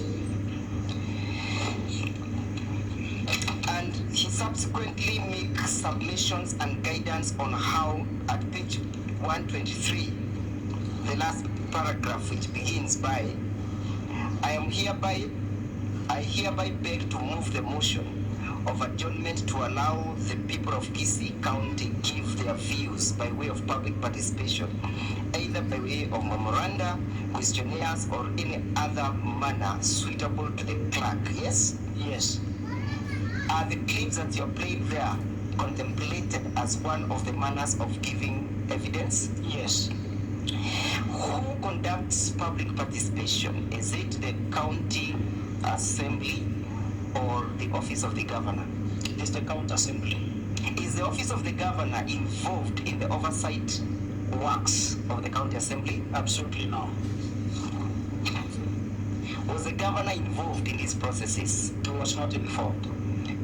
Will I therefore be right to say that the defense has formulated their own case to which they are answering to, and hence the question on the issues of the budget? Yes. Are those issues on trial before the Senate? They are not in trial before the Senate. Was this defense served with the public participation report? It was served upon request by the Deputy Governor. Would you therefore request the members of the Senate to look at page 179 of the bundle of document, volume 1? Page 179, which bears the handsangs for the 29th? Yes. Are you seeing where the speaker is saying, so I have ordered the clerk, you are going to give him all the evidence of public participation? Yes. Did you witness this service at the county assembly? Yes. Finally, have you looked at the defense that has been brought forth by the deputy governor? Yes. Has he answered in his affidavit? Has he refuted the clips that you have played? He has not. Has he answered to them? He has not. Has he disputed those allegations? He has not. Has he brought his clips to countenance what we have brought forth? He has not. It has been put to you that there is no members of the public who participated. Finally, would you want to play clip number 1? I would wish, and I seek the indulgence of the speaker, that clip number 1 be played. Council, you've got, I gave you 5 minutes, you've got 2 minutes. That I am done. It into your time. I am also right. Play the clip. Clip number 1 and I'm off. Honorable Speaker.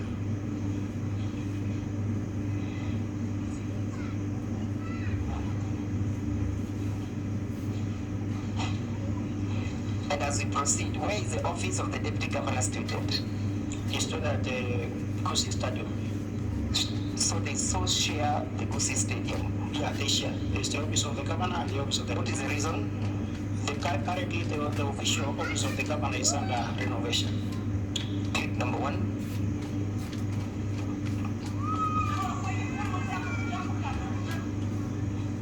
The only thing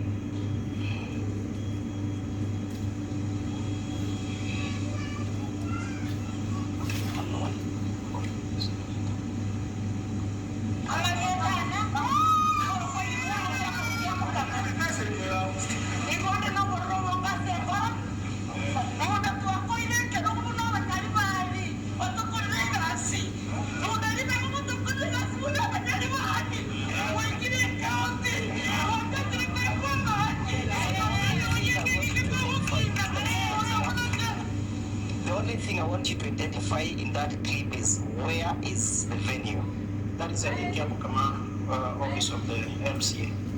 Did you have any role to play in the production of those clips? I did not have any role to play. Who produced those clips? It's the answer at the communication department for the Kisii County Assembly. Thank you, Mr. Speaker. Sir, I yield the witness to the honorable senators. Thank you. Honorable members, we are also in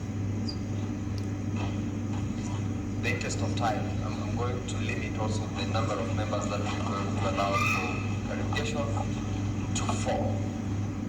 I'll ask Senator George to.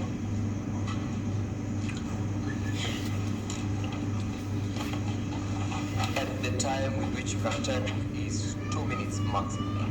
Thank you very much, Mr. Speaker. I will actually spend less than even the 2 minutes that you have given me. I may need a clarification, Mr. Speaker, from the witness. And he said, who commands the county enforcement officers in Kisii County?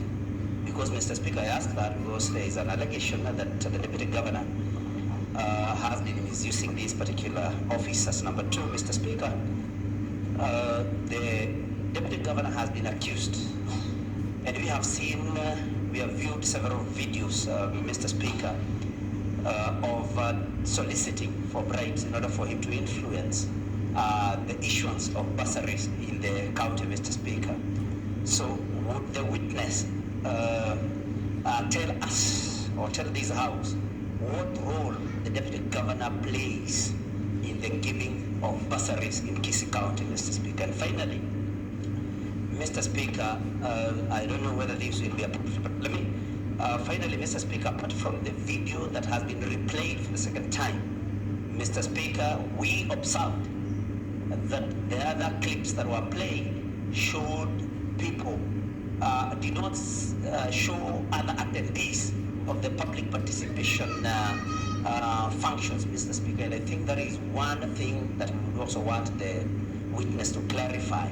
If you allow me to ask. The last 3 questions. Thank you, Mr. Speaker. Kindly respond to those questions. The person who commands the enforcement officers at the Kisii County government is the director in charge of enforcement. The second question was about the issue about surrounding the county, the bursary.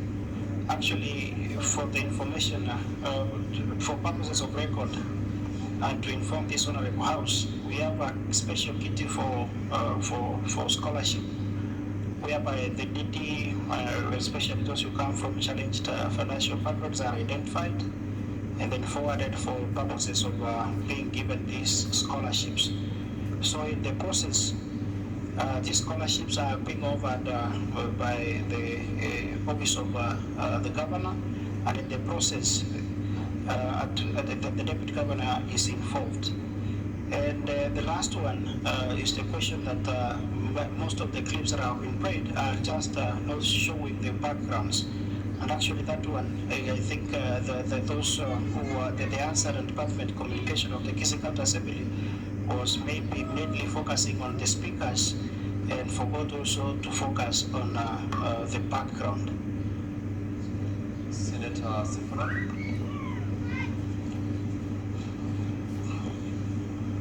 Mr. Speaker, allow me to get some clarity from Counsel for the Defense. Other than the date on page 137, which is the Hansard report, is it the contention of the defense, the Counsel for Governor, that this document is not a true reflection of what happened in the Assembly on the 29th of February 2024? Secondly, Mr. Speaker, on the same document I can see references at page 211 and 217 to Katwa Kigen, the same lawyer appearing before us. If he was present in the House, then he can clear one thing that I want to ask him. Mr. Speaker, he has told us here that the evidence of a non-gambler, somebody who participates in sports betting, is something to be taken with some circumspection. Let me put the question. Yes, at page 217 of the Hansard, I want to know if it is true this is what Katwa Kigen said. There's a paragraph at the top there where he says, or is reported to have been saying, honorable members, I pray that you do take this view that a question of bribery is a question of choosing who to believe. Do you want to believe a 68-year-old retired man who has been friends with Dr. Monda for 32 years and saying this is not a bribe, or a young gentleman who is saying it is a bribe?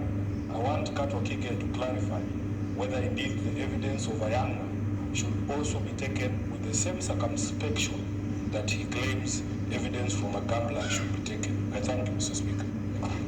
Senior Counsel, Captain Kigen, respond to those questions by Senator. My point, Honorable Senate, is that the Hansard has been manipulated. It is not an accurate representation of what happened in terms of if the events resulting in the adjournment were events of 21st, and I think it's actually supposed to have been 21st. Why would the report be headed the date of the argument, the defense, and the the 40, when indeed it didn't happen on that day. All I'm saying is that when you look at that Hansard, it shouldn't reach our argument that there is a certain strong force within the assembly incorporating my good friend Honorable Siocha, who are very determined to have the deputy governor impeached and are prepared to manage the answer, because the answer is supposed to speak for itself. It's not supposed to be a document that you would come and say it has typographical errors. All I'm saying is that we have concerns about the way the answer was reported, and that is part of the malice against the deputy governor. On the issue of the arguments I made at page 217, I stand by them, and I intend to make the same arguments at the end of these proceedings. To say here is Mr. and Mrs. Misati. Mr. Misati is 68 years old, and his son is 7 years old. This is not a case where anybody is coming to say there was a money, there was a forgery of a document. This is not a documentary evidence. This is a question of one against the other. And what I was trying to tell the assembly, and I'll be requesting this Senate to do, is to say, to the extent to which this case entirely rests on whom to believe, we will pray that you choose to believe the father who is 68 years old, together with his wife, vis-a-vis what the son is saying. More so when it is aggravated by the point that the son says he was not present when the discussions were had and cannot say for a fact whether or not the money was discussed as being a bribe or it was a refund. Very well. You've answered the question. Senior Counsel Gloria, Senator Gloria Roman. Thank you, Speaker. I think I need a clarification from Senior Counsel. You have spoken about manipulation of the Hansard, and on separate references, you are also putting out a case that a procedure that should have been followed in the county assembly was not followed. The clarification I'm seeking, Speaker, is as senators today, are we here to listen to the technicalities that were not followed in the county assembly or to execute the charges?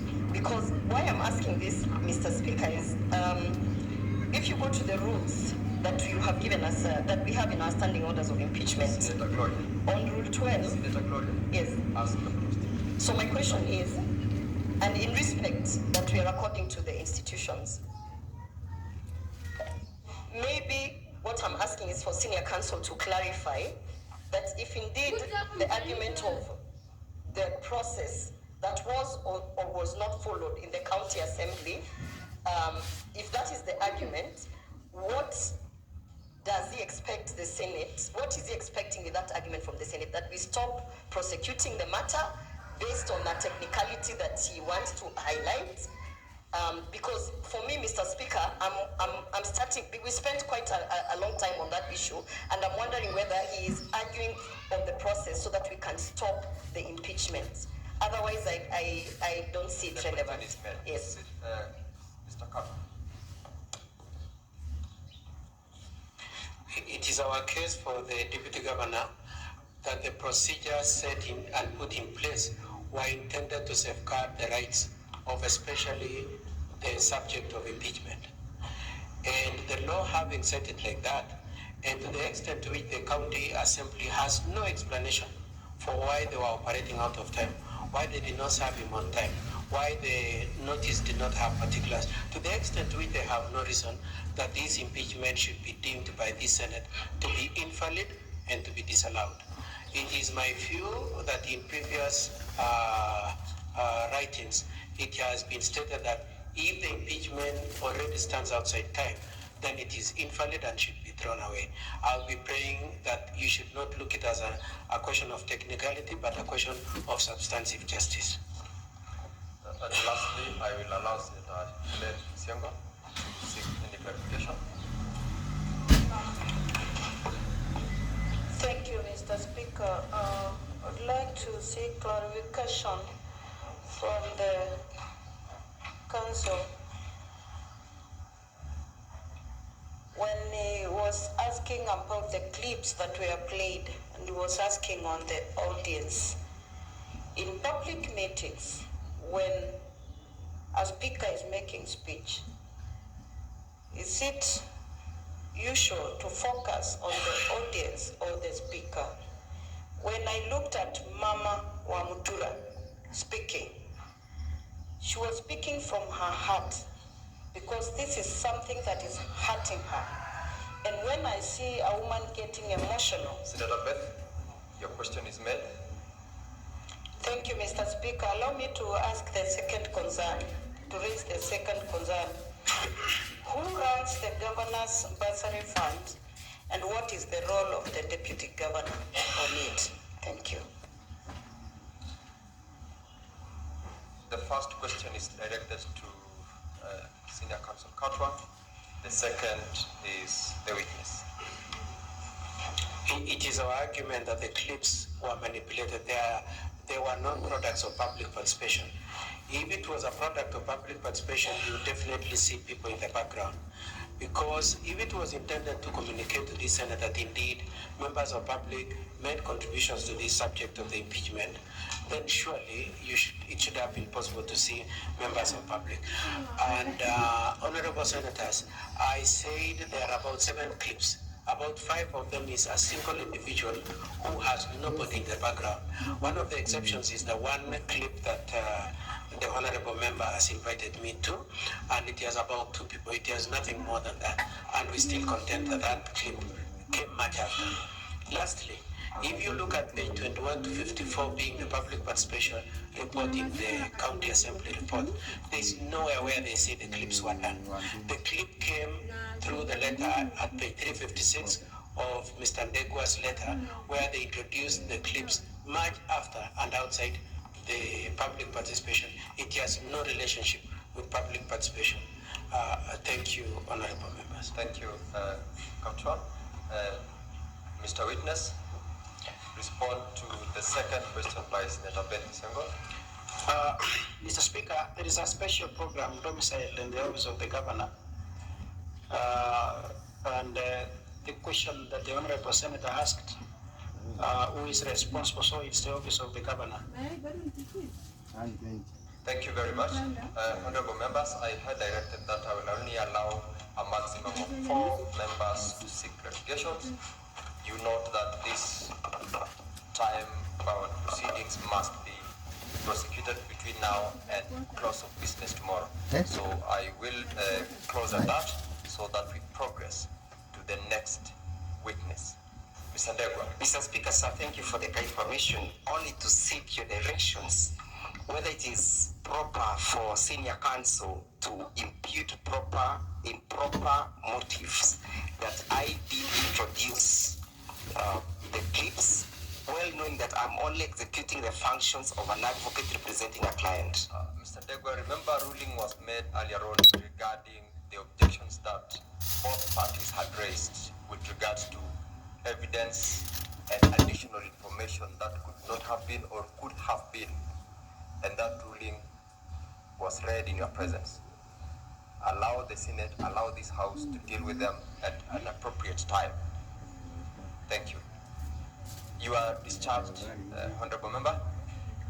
Call upon your next witness so that we also guide with regards to time. Speaker, sir, our next witness is a lady who goes by the name of Lucy Wahito, the diligent public officer. As Lucy is brought to the witness stand, how much time do you intend to spend? Mr. Speaker, will take similar time. 30 minutes will suffice. So we will take 30 minutes for examining chief.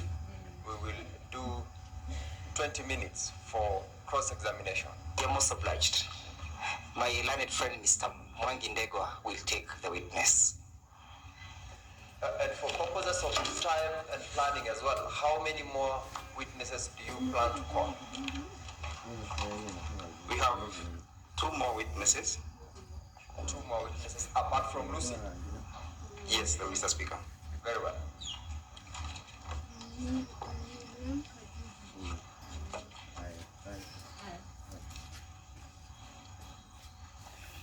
you can swear her.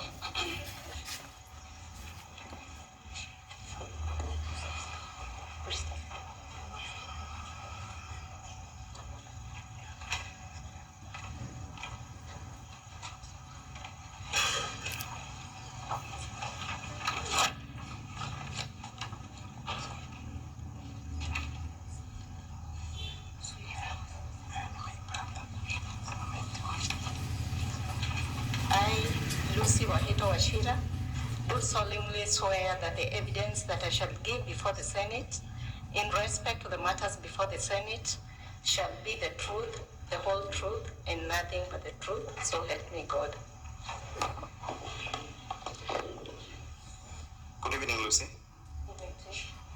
Welcome to this session. Lucy, you sworn an affidavit dated the 8th of March 2024. Yes. Honorable Speaker, I'm referring the witness to the affidavit at page 263 of the County Assembly Bundle, Volume 1.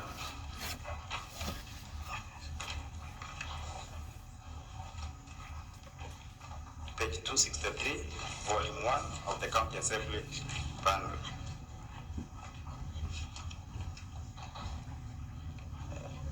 Lucy, where do you work? Sorry? Where do you work, Lucy? I work in Gusii Water Sanitation Company. What is your designation? My designation is the Managing Director, Mr. Speaker, sir. And in brief, what is WASCO for honorable members to understand? WASCO stands for Gusii Water and Sanitation Company. It is a company that was registered the way back 2006 under the Companies Act.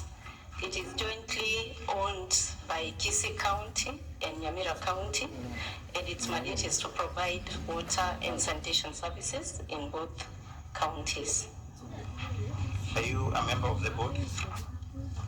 Mr. Speaker, sir, yes, I'm a member of the board by virtue of the office that I hold. What are the functions of the board? The functions of the board of directors of Gusii Water and Sanitation Company, number one, is to provide strategic leadership and oversight. Number two is to recruit the core management team. They are also supposed to ensure they protect the rights of the shareholders and the stakeholders. They're also supposed to approve the annual budgets and the policies, and being the supreme organ of the company, it is the main decision maker. Now, in the month of April 2023, the board advertised for 4 positions. What are they for recruitment? Yes, on 14th April 2023, the board advertised for 4 positions, being commercial manager, internal auditor, human resource manager, and procurement manager. Mr. Speaker, sir. And you have attached to your affidavit a copy of the advertisement by way of inviting applications. Yes, Mr. Speaker, sir. Now, do you recall prior to shortlisting what took place?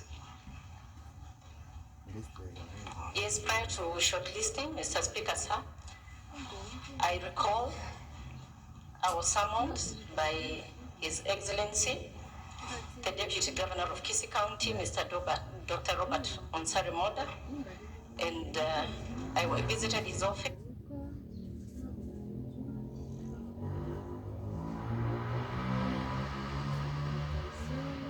In one of the positions that we advertised in the newspaper for the commercial manager, he had a candidate of preference, and therefore he told me to consider that case. Did he also mention whom or who did he want your assistance? Yes, he mentioned the name, the candidate being Mr. Dennis Misati. And did you also discuss anything else in that meeting where you were summoned? It was a brief discussion. He told me other matters we shall be able to discuss later. Now, following the shortlisting, when did you conduct your interviews? Mr. Speaker, sir, let me start by saying that the adverts were done on 14th April. The applications were supposed to be closed on 28th April. After that, the board hired an independent consultant to do the shortlisting on behalf of the company, and the shortlisting was submitted on 15th of May 2023, and the candidates were invited on 17th May 2023, and the interviews were conducted on 25th and 26th May 2023. After the 26th of May, after the interviews, what happened on the 28th of April, so 28th of May 2023 at 24 minutes past 9 p.m.?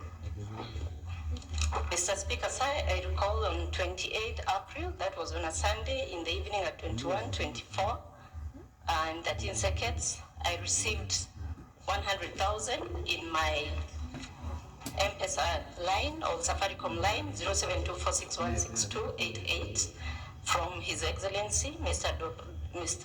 Dr. Robert Monda. How did you know that the money was from Monda? I have his number in my phone. And you have attached your M-Pesa statement to that effect? Yes, I have attached, Mr. Speaker, sir. Honorable members, I'm referring the witness to page 277 of volume 1 of the County Assembly Bundle, page 277. Are you there, Lucy? Is this your M-Pesa statement? Yes, this is my M-Pesa statement. You received money from His Excellency Dr. Monda on that date, correct? Yes, Mr. Speaker, sir. It is a defense that this money was sent to you by error. Before I take you there, what happened after receiving the money? Did you call him immediately, or were you perplexed that you have received the money? I received the money at 21:24, and at that time I could not do anything. But the following day, on Monday morning, I called His Excellency Dr. Robert Moda, and I inquired what the money was supposed to be for, and he told me that he reminded me the conversations that we had earlier on in regards to the case that he wanted to be considered in the company of assisting one Mr. Dennis Mesati. Is this the conversation you had with His Excellency Dr. Robert Monda in his office when he summoned you? When he summoned me, he told me other details will follow later. And so there, what does it mean other details will fall later to you? When I got the money, I just connected between the dots, and I thought maybe that is what he meant. Other details will follow later. So when we talked that morning, and I told him if the young man has qualified, he shall be considered, and therefore there's no need of trying to influence. I told him to reverse back the money that he had sent in my phone. You told him to reverse back on the 29th morning, correct? Yes, it was on 29th morning. In your experience, how long does it take to reverse a transaction? Oftentimes, once you reverse, it will take it's about 24 hours. And when did His Excellency reverse the transaction? It was not reversed. On the 29th after you spoke to him? Yes, Mr. Speaker, so it was not reversed on 29th. What step did you take following his refusal to reverse the money? On 30th, I waited for him to reverse. When it didn't happen on 30th at 4, I reversed. I returned that money back. And why you took that as span of from 29th to 30th to reverse the money? Please tell us why you reversed the money, or you returned the money to His Excellency on the 30th and not on 29th. Mr. Speaker, sir, why I did that, once I expected that if it was erroneously sent, I expected there's a message that you're supposed to send through Safaricom 456, and it's supposed to notify the sender immediately they have initiated the reversal. And that can take long. Therefore, I expected to receive that message from my end, and that is why it took the 24 hours to wait. Again, Mr. Speaker, sir, you realize that that Monday I was on transit, so the time that I reversed that money in the evening, it's after taking the whole day waiting to see whether I'll be able to see the message of reversal. So it is your evidence that there was a possibility that he could reverse the money while you also send back the money? Chances were. Now, I take you to your M-Pesa statement, Lucy. There has been... by the way, Lucy, were you expecting that money? I was not expecting any money. I take you to the M-Pesa statement. There has been a pronouncement by Planet Council, Senior Council, that you actually received the money and utilized the money. On your M-Pesa statement at page 277 of the County Assembly bundle, honorable members, can you kindly explain the transactions following the receipt of the money and until 30th of May when you returned the money to His Excellency, the Deputy Governor? Mr. Speaker, sir, from my statement, I received money from His Excellency, Mr. Dr. Robert Monda, on 21, 24, 13. That was at night. The following day, on 25th, on 29th, at 10:48, I have one of my employees, and I sent my employee 5,000. On the same day, that is 11:06, on 29th, I withdrew from my Equity Bank account 5,000 to have the same back in my M-Pesa. On 29th May at 14:18, that was around 2, I withdrew from my cooperative bank 30,000. I was going for a meeting, and I sent the same amount of 28,000. On 29th at 14:18, the same time, I sent to the ticketing company 28,000, and therefore my account had a balance of 103. The same day when I was on transit, I had a person who I made some transaction to of 6,000, which gave me a balance of 97,299. Seemingly, Mr. Speaker, sir, I didn't utilize the funds that were in my account, and that is why I would get money from my bank statement. On that year, if you look through that statement, on that year, May 2023, at 6:21, I was in Kenya Airports Authority. I paid 100 shillings for car park very early in the morning because I was taking a flight. And then once I was done with the meeting for the day, later in the evening at 16:15, on that year May, I returned back that money of the 100,000 shillings. Mr. Speaker, sir, I never spent the money that had been sent on my phone. Lucy, do you also enjoy the services of Fuliza from Safaricom? Yes, I do. I'm a limit of 5,000, Mr. Speaker, sir. Did you also top it up to? Yes, Fuliza is more like money in my account. Correct. Now, Lucy, the Deputy Governor largely speaks in his Hansard at the County Assembly at page 191 of the County Assembly bundle, that paragraph.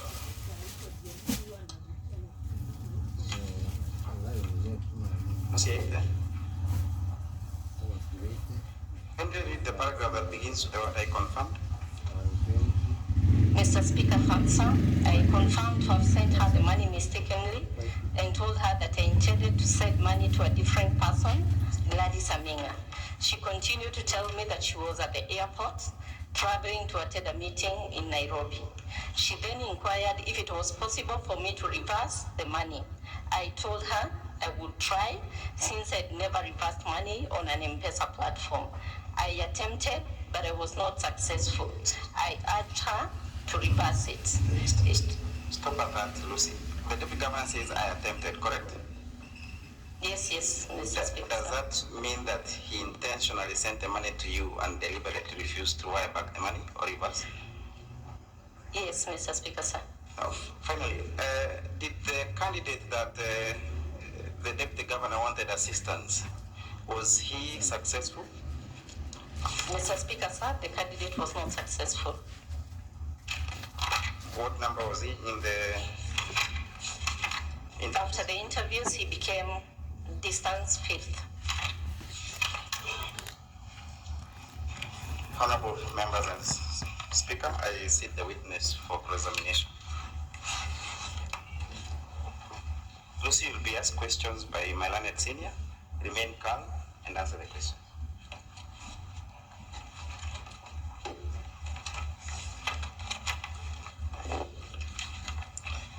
Good evening, Lucy. Good evening to you, sir. Yeah. Council Katwa. Now, Mr. Katwa. Yes, sir. Take note of your time. Considering the way the examination chief has gone, I believe you'll be able to deal with cross-examination in the time that you've been allocated. I'll try my level best, Mr. Speaker, sir. Now,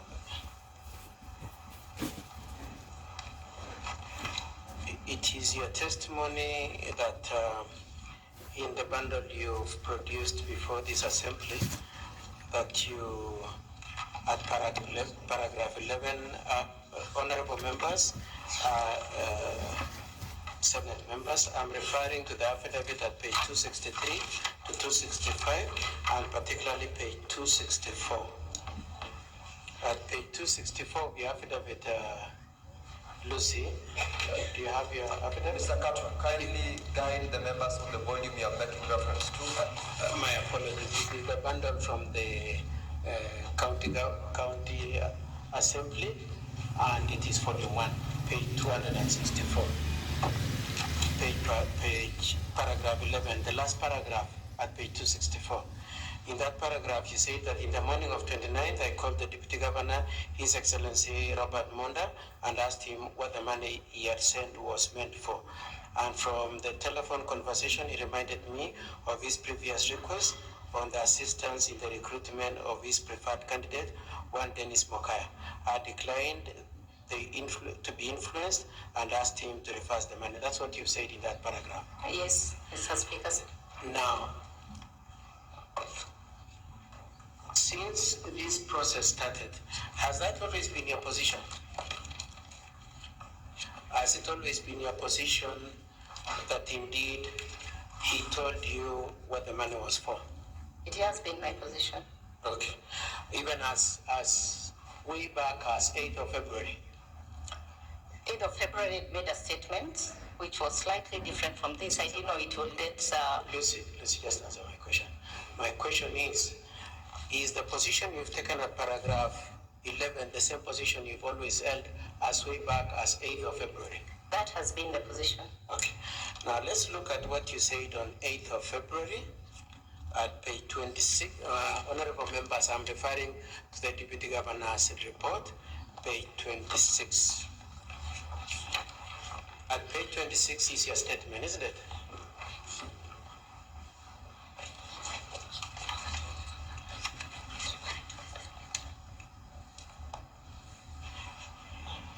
Are you there, Madam Lucy? Page 27. No, not this bundle, the other bundle.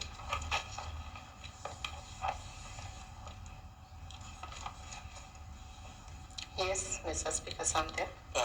The third paragraph from the top, you said, on the morning of 29th, I called the Deputy Governor. This is the same call you are referring to at paragraph 11 of your affidavit, isn't it? This is not an affidavit, this was a statement. Sorry? This was a statement that I had made, that I saw an affidavit to state the facts. Which question are you answering? Page 27. Yes, I'm just asking you, at paragraph 11 of the affidavit, you said you made a call on 29th, isn't it? For the purpose of this Senate, just answer my question. Please just answer my question. At page 264 of the county government bundle, paragraph 11, you said you made a call on the 29th to the governor, isn't it? Yes, I did. Is this the same call you're referring to in your statement? It's the same call. Yes. Okay. And you proceed to say, I called the deputy governor and asked him what the money was for. And what do you say on 8th of February is he answered you? In that statement, I said he kept quiet. In that statement, you said he had kept quiet. And you saw the defense that the deputy governor made in the county assembly, isn't it? Yes. And you know that he made a big issue of the point that when you called him, he did not say the money was a bribe, rather he kept quiet. You know he took advantage of that point you made in that statement. Mr. Speaker, sir, I wish to clarify that I have sworn an affidavit, and that is what I'll stick with. Lucy, we are not competing. I'm asking you questions. Madam Lucy. Yes, Mr. Speaker, sir. I want to guide you. I want to guide the witness. Answer the question in the interest of time, as and when it's been asked. If you don't know the answer, say no, yes, not entertain argument. So Lucy, Thank you, Mr. Speaker, sir. Thank you, Mr. Speaker. So what I'm saying, Lucy, is you saw that the Speaker took advantage of your point that you said he kept quiet and said the effect of that is that indeed he did not tell you that it had anything to do with employment.